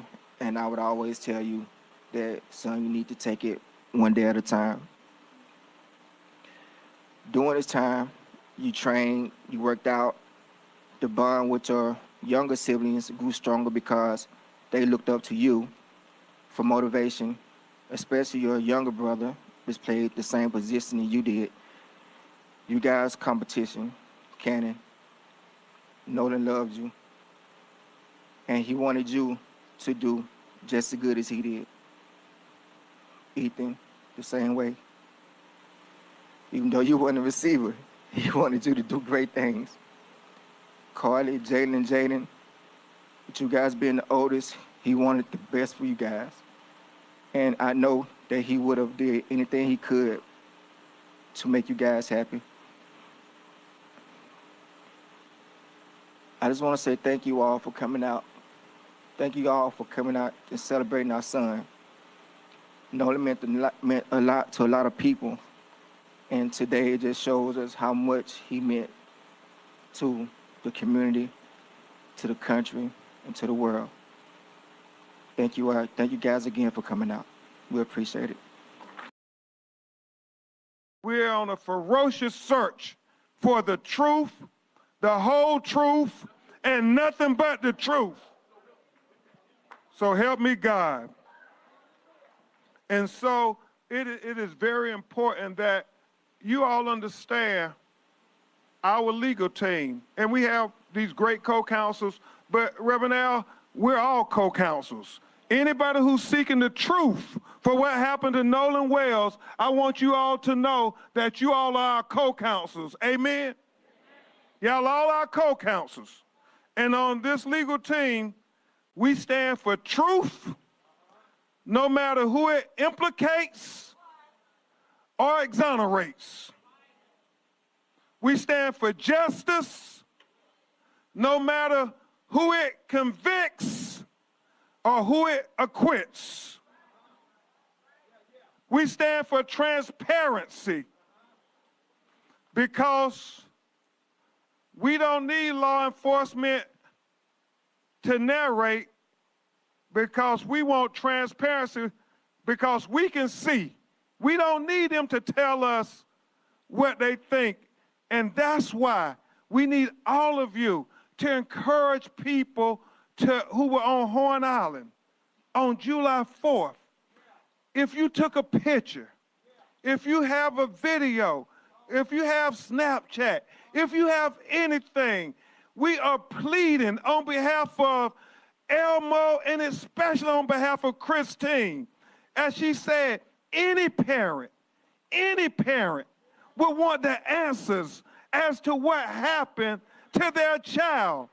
They went out on the boat came back, and Nolan washed up on the shore 2 days later dead. When you want answers, when you want transparency, when you want the truth, when you want justice, I mean, is that so much to ask? Since Mississippi's so special, I'm not only saying we don't want nothing, I want to say right here now, and I'm inspired by who accused us of that I want to put up from National Action Network and me, I want to offer a reward of $50,000 to anybody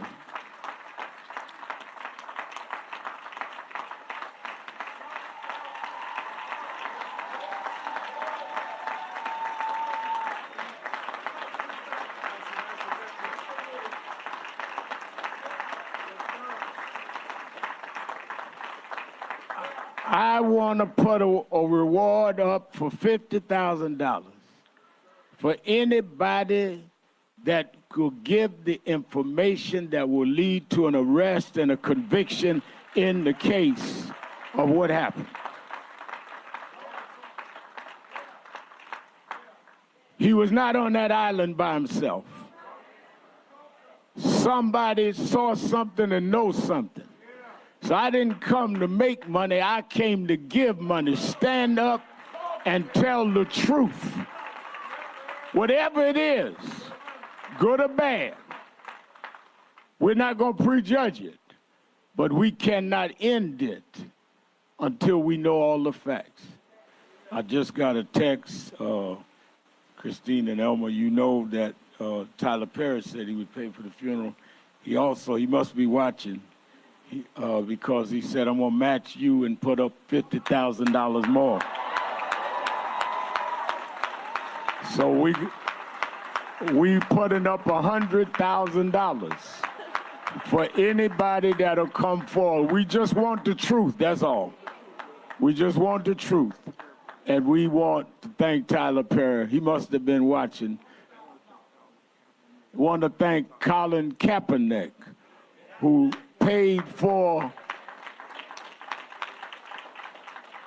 Colin Kaepernick, a real giant in our community that shouldn't be disrespected by anybody. It certainly was quite emotional. I was texting Tyler Perry. I actually talked to him a little bit earlier, and he had definitely confirmed that $50,000 or $100,000 reward that will go to, if someone is arrested and convicted. One of my panel right now, Ome Congo, it's unfortunate that we have to return to these places, these stories, and it's not just Nolan Wells or other stories that we've been covering as well, but families are still demanding answers to the death of their loved one. Yeah, these are always hard to watch the mothers, and then obviously, watching the fathers as well. And, definitely shout out to Tyler Perry and Colin Kaepernick and, been stepping up in this moment. It's Roland, as you've been sounding the alarm right now, and other people have as well, we are in a crisis right now as it relates to what's happening to our children. They are ending up missing. They're ending up being hung. They're ending up drowning. They are, and we don't have a Justice Department that's going to follow these cases. We're out on our own on so many levels. And I am not speaking right now to Nolan Wells, but there are things happening to our children right now that I believe many of them are the result of racist people who are hunting us. We can add some of these police cases to them as well. And we are on our own as it relates to searching for justice. And I'm thinking of Ida B. Wells, and, in this particular moment right now. Parents are scared just scared in so many ways. The conversations that I'm having, with other parents and the like. And so I'm doing everything possible from a distance to uphold this family. And it's just really important that with no other networks really uplifting this, going back to your conversation with Hughes, in terms of Black spaces, that we continue to uplift and call attention these social media outlets to put out this information, because we deserve to be treated better than this. Our children deserve a better future than this. And in many different instances and ways, it's being robbed, and in many ways without accountability. So we're going to find out what happened to Wells. My heart breaks for him and his family. But we just have to be very mindful in speaking up about this is our kids are not just disappearing on their own. Something more is happening. And we need to keep raising the alarms and make other people accountable to raising that alarm as well, including these officers who don't care to investigate what happens to our kids in places like Mississippi. Yep, Yolanda? Yeah, Roland, I'm just going to say, as a mother of a Black man myself, it was very hard to watch his mom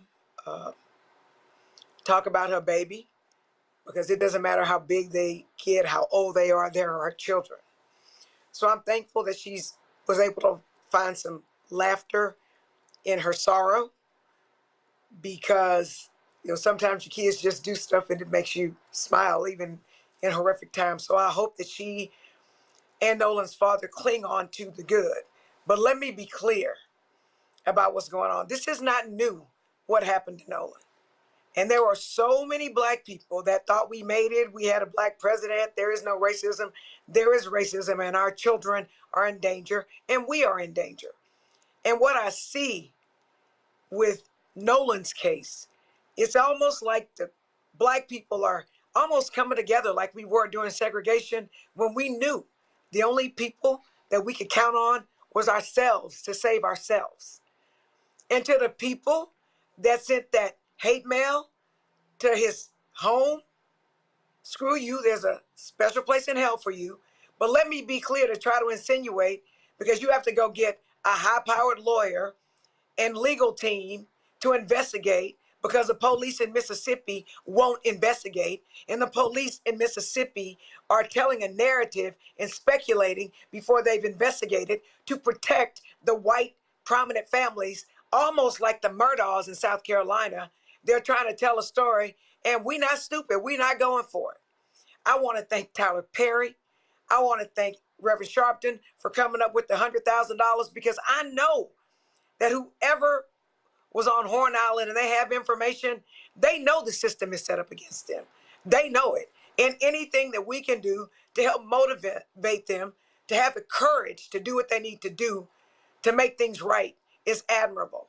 And to anybody in the hate mail who says they doing this for publicity, let me be clear. This is what I learned about rich white people. There's only a couple of ways to make them pay attention to you. And one of the ways is to take their money.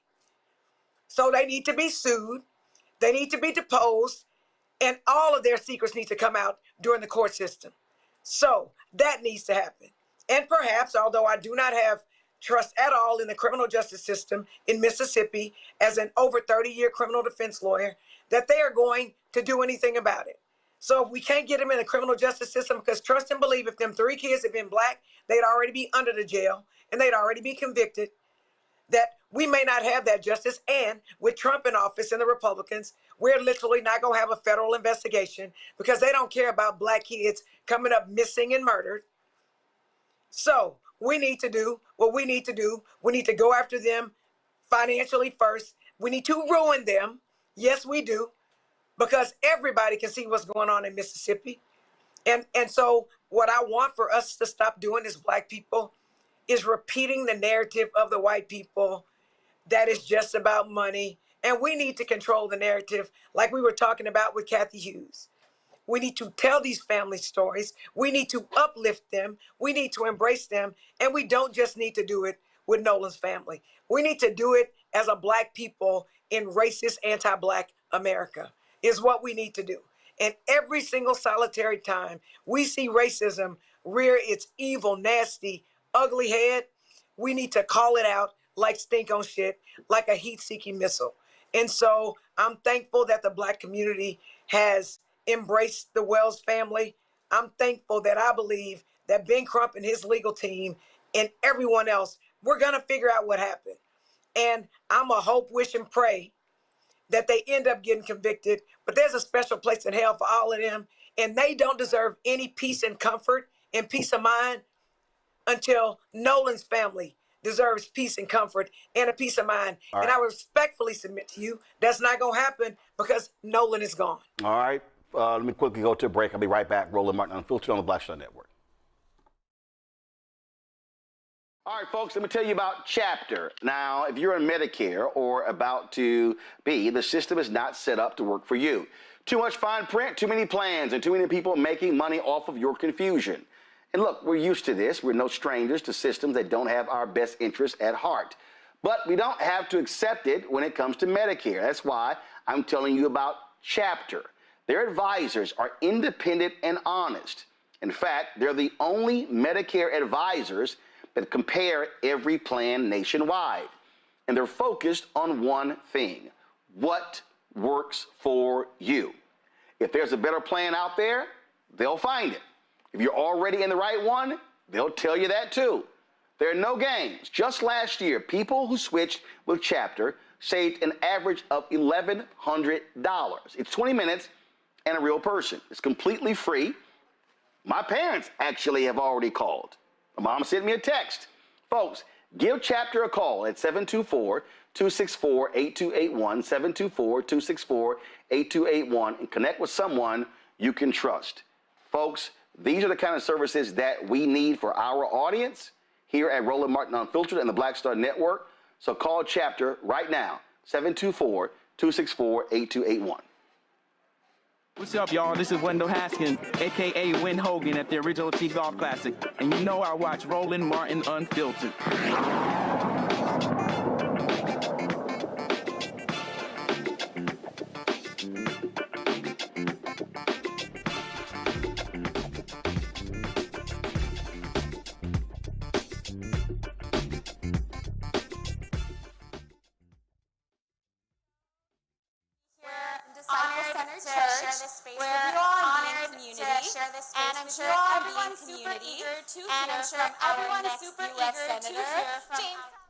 All right, folks, sorry, I was trying to get that audio straight. That's so in Dallas, in DeSoto, actually, suburb of Dallas, Representative James Tellerico is about to have a town hall speaking to African Americans there. He had one yesterday in Houston, and so once we get the audio straight, we'll go back to that. Folks, let's talk about, though, Florida.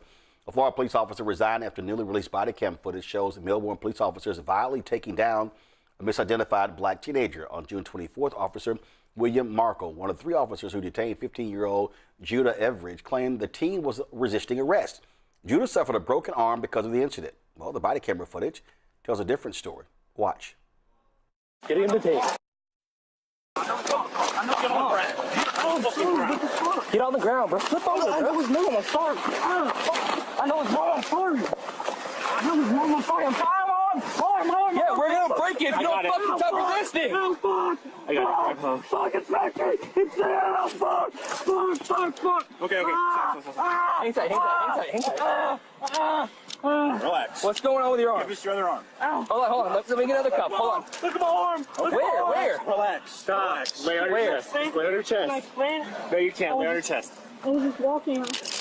You saw us running. I know Armani, I can explain. I know his mom. You know whose mom? Is that female? I was just in the car with her. I was going to the car with her. You were there. What?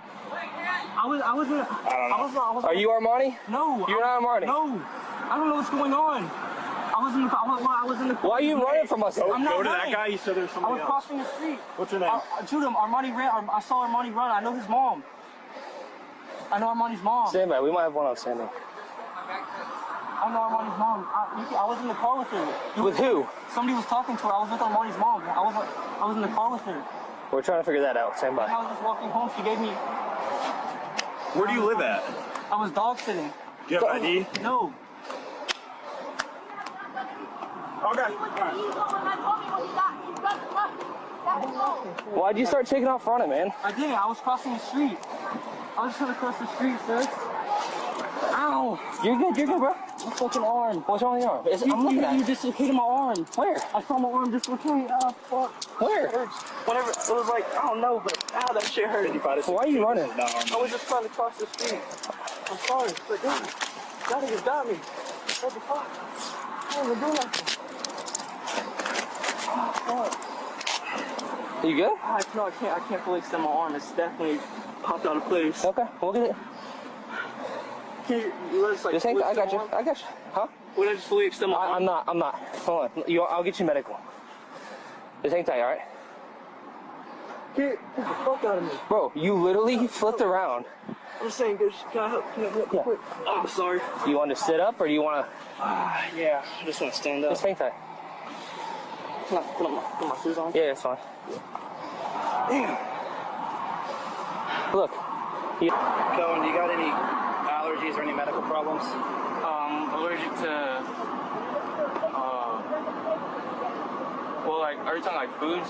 No, any like medication allergies? Cephalosporin. I'm pretty cephalosporin or something like that. I forgot what it's called. Fucking explain myself. I understand your accent. Hey, Judah, come on. All right. Sling me out the ground for no fucking reason, dumbass. Judah later said that he was actually trying to help officers locate 16-year-old Armani Roman, who was described as white Hispanic and wearing dark clothing. Marco submitted his resignation on July 9th, saying it was in his best interest to pursue new career opportunities. He still should be charged, Jolanda. Oh, absolutely, Roland. I mean, if that wasn't an incompetent police officer, I don't know what was. They were looking for a white kid. That kid was clearly not white.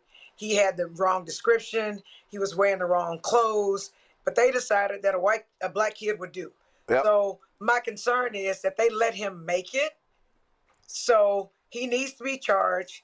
He abused a child. He assaulted a child. He broke that child's arm. He should be forbidden from working in any more police any more police offices. Yep. At least in Florida. I believe this happened in Florida or anywhere, and it should travel with him. I agree. And again, we're not gonna have the federal government investigate, because we can't rely on them to protect us. So we need to watch our kids, and no good deed goes unpunished. Yep. He literally was trying to help his friend. He was trying to help find his friend. He had just talked to the friend's mama, and the police didn't listen. And so our children are under attack, like we talked about before, and not just from their white, racist, jealous friends, but from the police. Let me go to Congo. Politically, this is one of the reasons we need to be mindful of George Floyd policing bill that will track officers like this. We need more Democrats who will be voting for that. But back on this, we talked about some of our kids who are going missing and finding out hung and all of these other types of things. We also have to be paying attention to the ones who survived the encounters and are going to have to deal with mental trauma like this as well. That is absolutely the case. Folks, let me give you an update on the Harriet Tubman Museum. Of course, remember we had the director last week. They had that break-in there where they stole their cash box. They destroyed their door. They also damaged murals there inside and outside as well. So, had them on the show. And one of the two volunteers said, hey, they wanted to. They said, you know what, they probably need about $25,000. I said, no, y'all don't need $25,000. Y'all actually need more than $25,000. And so we said, hey, let's go ahead and raise it to $50,000. Well, in the first 24 hours, we wanted to raise $10,000 in the first 24 hours. And what we then did was we said, hey, we ended up raising $16,000 in the first 24 hours. So I got an email yesterday, and it was at 9:42 a.m. And as of 9:42 a.m., we have raised $63,478 for the Harriet Tubman Museum. $63,470. And again, that was 9:42 a.m. yesterday. So I wouldn't be surprised if that's now at $70,000 or even $75,000. And so so that was that. And so what I'm trying to do is, of course, Linda was in Portugal, singing with the Underground Railroad songs. And so I don't know what the time is in Portugal right now. I sent her a text before we came on the air about an updated number, so we'll have an updated number tomorrow. There also was some, y'all pull their website up. There also were some changes made, and so a very prominent individual went to the website and contributed, but they had a cap of $500, and so I hit Linda. I was like, "Yo, you need to change that." So they changed that on the website. So that was changed, so they can actually get more than $500 worth of donations, and so they're working on also adding on their website. Adding, as I suggested, PayPal, Venmo, Zelle, Cash App, for them to be able to take contributions as well. And so just a huge shout out to our fans, folks on the social media who stepped up, who contributed. I also got, give me 1 second, y'all, because folks hit me up, and Mayor LaJawn Cephas is the mayor of the city of Cambridge, and she sent me a text message thanking me. She said that this museum is the crown jewel of Cambridge. They are hugely supportive of that. In September, there are a number of activities that are going on that'll be taking place around Harriet Tubman in the month of September. And so I asked her, I said, hey, let me know if any of that stuff is being live streamed so we can carry that as well. And so we're trying to get that information. And so hopefully we'll be working with the folks there to live stream that out. But again, our viewers, the people who follow us, people on our social media, y'all did the doggone thing. Again, contributing more than $63,000, exceeding the goal that we set of $50,000 to repair the door, repair the murals, and install a security system so they can get up and running. And so Linda, she told me, 1 second, sorry, Linda just hit me back. So as of 8 p.m., the new number is $68,328. $68,328. She just hit me just 1 minute ago. So let's see, y'all, if we can get that to $75,000. That'll be, remember that she won 25. That'll give them a cushion to be able to do some things. So let's see if we can raise another $7,000 and get that to $75,000. Please, of course, y'all share on all of your social media. Please share your social media and tell them when they see the donate button, pull the website up again. And when you go to the website, thank you very much. When you go there, HarrietTubmanMuseumCenter.org /donate. And then when you see that button, you see that segment of the website, where it says donate in the name of, just put hashtag Roland Unfiltered. That way we're able to track how much the donations came in. So again, absolutely great job there. So we appreciate everybody who got involved. And again, this is what I was saying with Cathy Hughes. This is what community is about. This is how our community, listen, we're not waiting on the federal government. We're not waiting on the state government. We're not waiting on any of these other places. We're simply put the word out there, and people stepped up. And so we certainly appreciate that as well. So yesterday in Houston, this is the last story we're doing, Texas State Representative James Tallarico is running for the United States Senate on the Democratic side against Republican, MAGA, crazy, deranged, corrupt Ken Paxton. Held a town hall meeting in Houston with Black Houstonians. Right now, this is a live shot of DeSoto, Texas, a suburb of Dallas, where they're waiting for him to come and speak there as well. They are at Disciple Central Community Church there in DeSoto. We have a live stream up on Black Star Networks. You go to our YouTube channel. And so what's going to happen is as soon as we leave here, so what we're going to do is we're going to send everybody who's watching this show over to that stream for you to catch that. You know, this is important. I saw a YouTube, it was actually an Instagram feed was up that just stay on this here, but the YouTube I saw, Jolanda, where it says at this point, Tallarico is polling 67+% among African Americans, which is actually higher at this point than Congressman Colin Allred, who's African American, and Beto O'Rourke were in the two previous U.S. Senate races.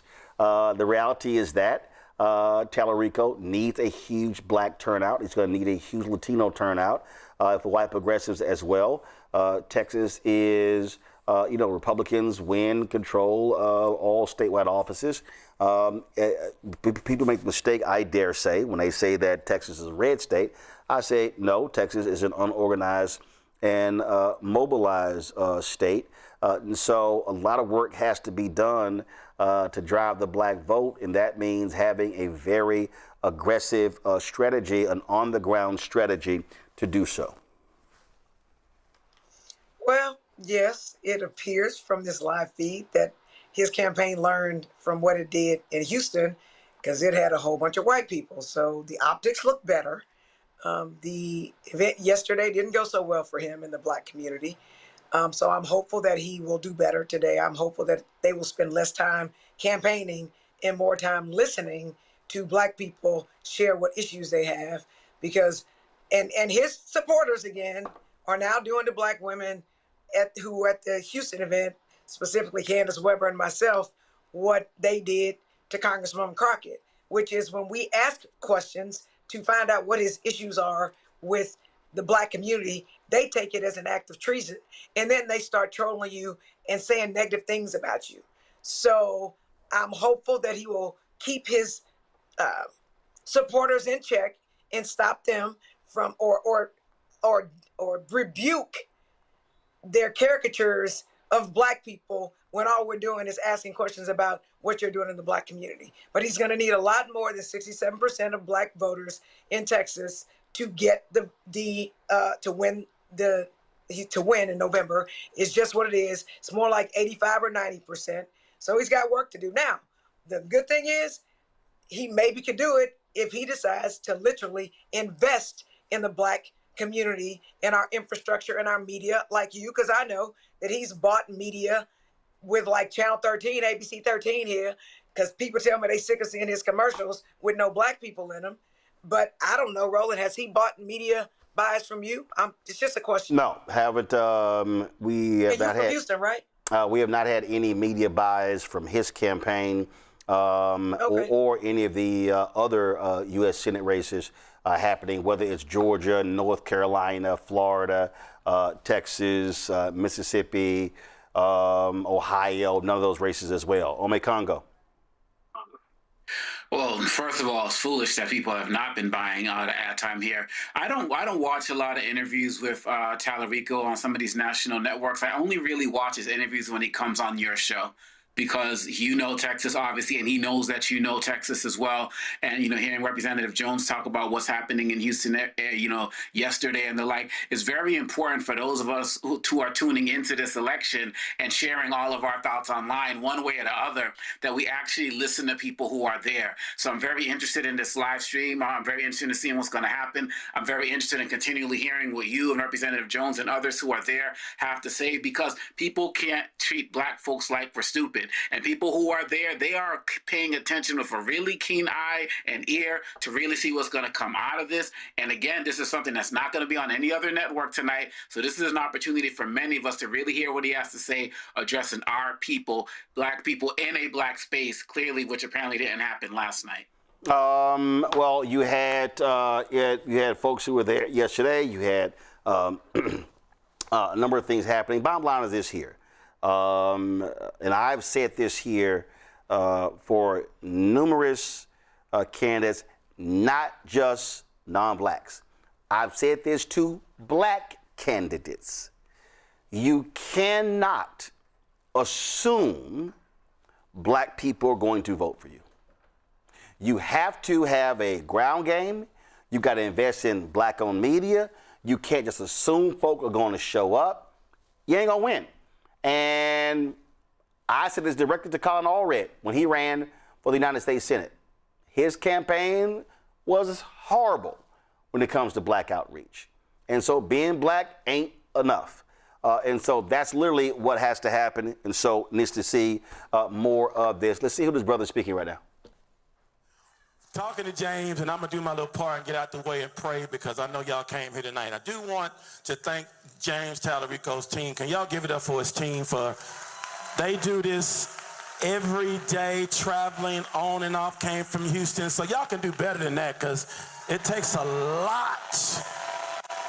And Ceci is smiling, but she tired, y'all. She tired. And so we thank God for her. She is the greatest cheerleader in the world, and so we thank God for you, Ceci. Tonight, though, I want you to know how this came about being here. Number one, I want to thank everybody in Dallas County because you've helped Disciple Central Community Church be, most of the time, the #1 voting location in Dallas County.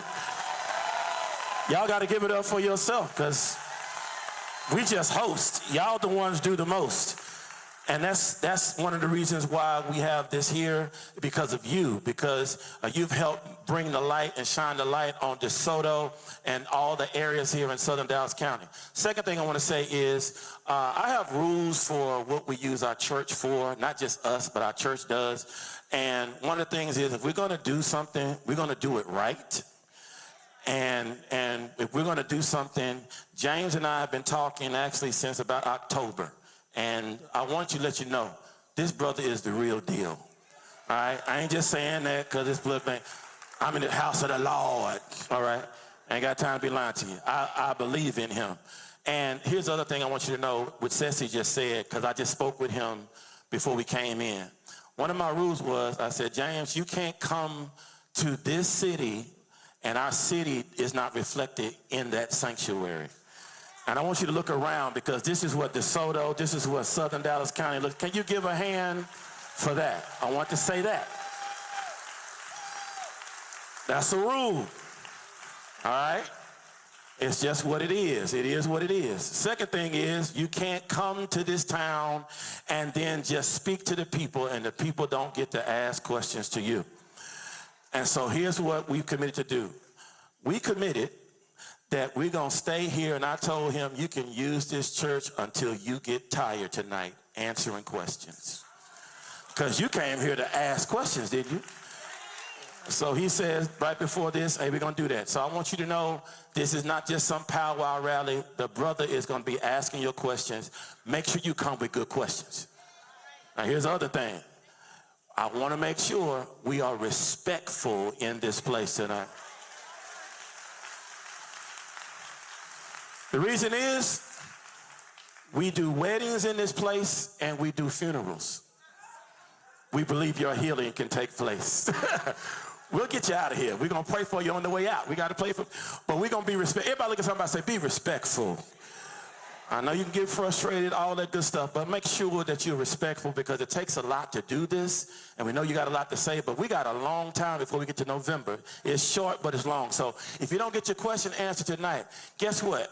You still can contact the team. You can still got time to November. Somebody say amen. All right. Now, I do want to just thank everybody again. I want to pray. And then everybody, if you would, grab hands with somebody today and make sure that... Folks, that is Marcus King, senior pastor of the church there. And they do a fantastic job in Dallas County of really encouraging folk when it comes to voting in that southern sector there. You got Friendship West Baptist Church with Reverend Dr. Frederick D. Haynes III, who will be, of course, going to Congress, replacing Congresswoman Jasmine Crockett. I mean, you've got a multitude of churches, Concord Baptist Church there as well, my alpha brother Brian Carter, and so many others who do a great job there. So here's the deal, y'all. We have the live stream going, so y'all can actually check out, see what Tellerico says. Also, the questions that people are going to be posing as well. So we appreciate that. Thelma Anderson was supposed to be on the show. She's actually in the audience, and so she'll give us a rundown of what took place. Let me thank Jolanda. Let me thank Ome Congo being on today's show. I certainly appreciate it. Thank you so very much. Folks, don't forget to support our work here. Listen, what we do here is for our people. We center us. I could easily, and I'm telling you right now, I was seeing this story. They were talking about progressive shows or shows on the left. Well, let me be real clear. And they were talking about all these different shows, and I made this clear. We're not a left show. We're not a right show. We're not a progressive show. We're not a conservative show. We're not a Democrat show. We're not a Republican show. We black. With a period. That's who we center. That's what we focus on. It's very easy. And again, and also, I don't focus on bullshit. You ain't gonna see no gossip. You ain't gonna see no reality shows. I don't give a shit about who won between Drake or some other rapper. I don't care. I don't care about none of that. I don't care about no Housewives show. I don't give a damn. Hey, guess what? If y'all want to talk about the Jay-Z concert at Yankee Stadium, knock yourself out, go somewhere else. If y'all want to talk about, who's dating who got pregnant, who's getting married, go somewhere else. We are focused on news and information. That's what we do.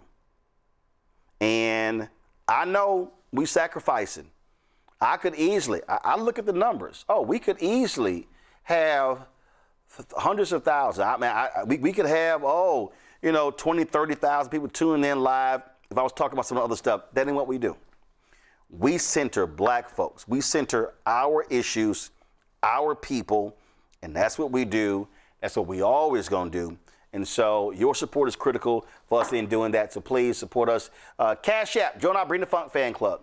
Our goal is simple: get 20,000 people contributing on average $50 each a year. That's $4.19 a month, 13 cents a day to support all of our shows on the network.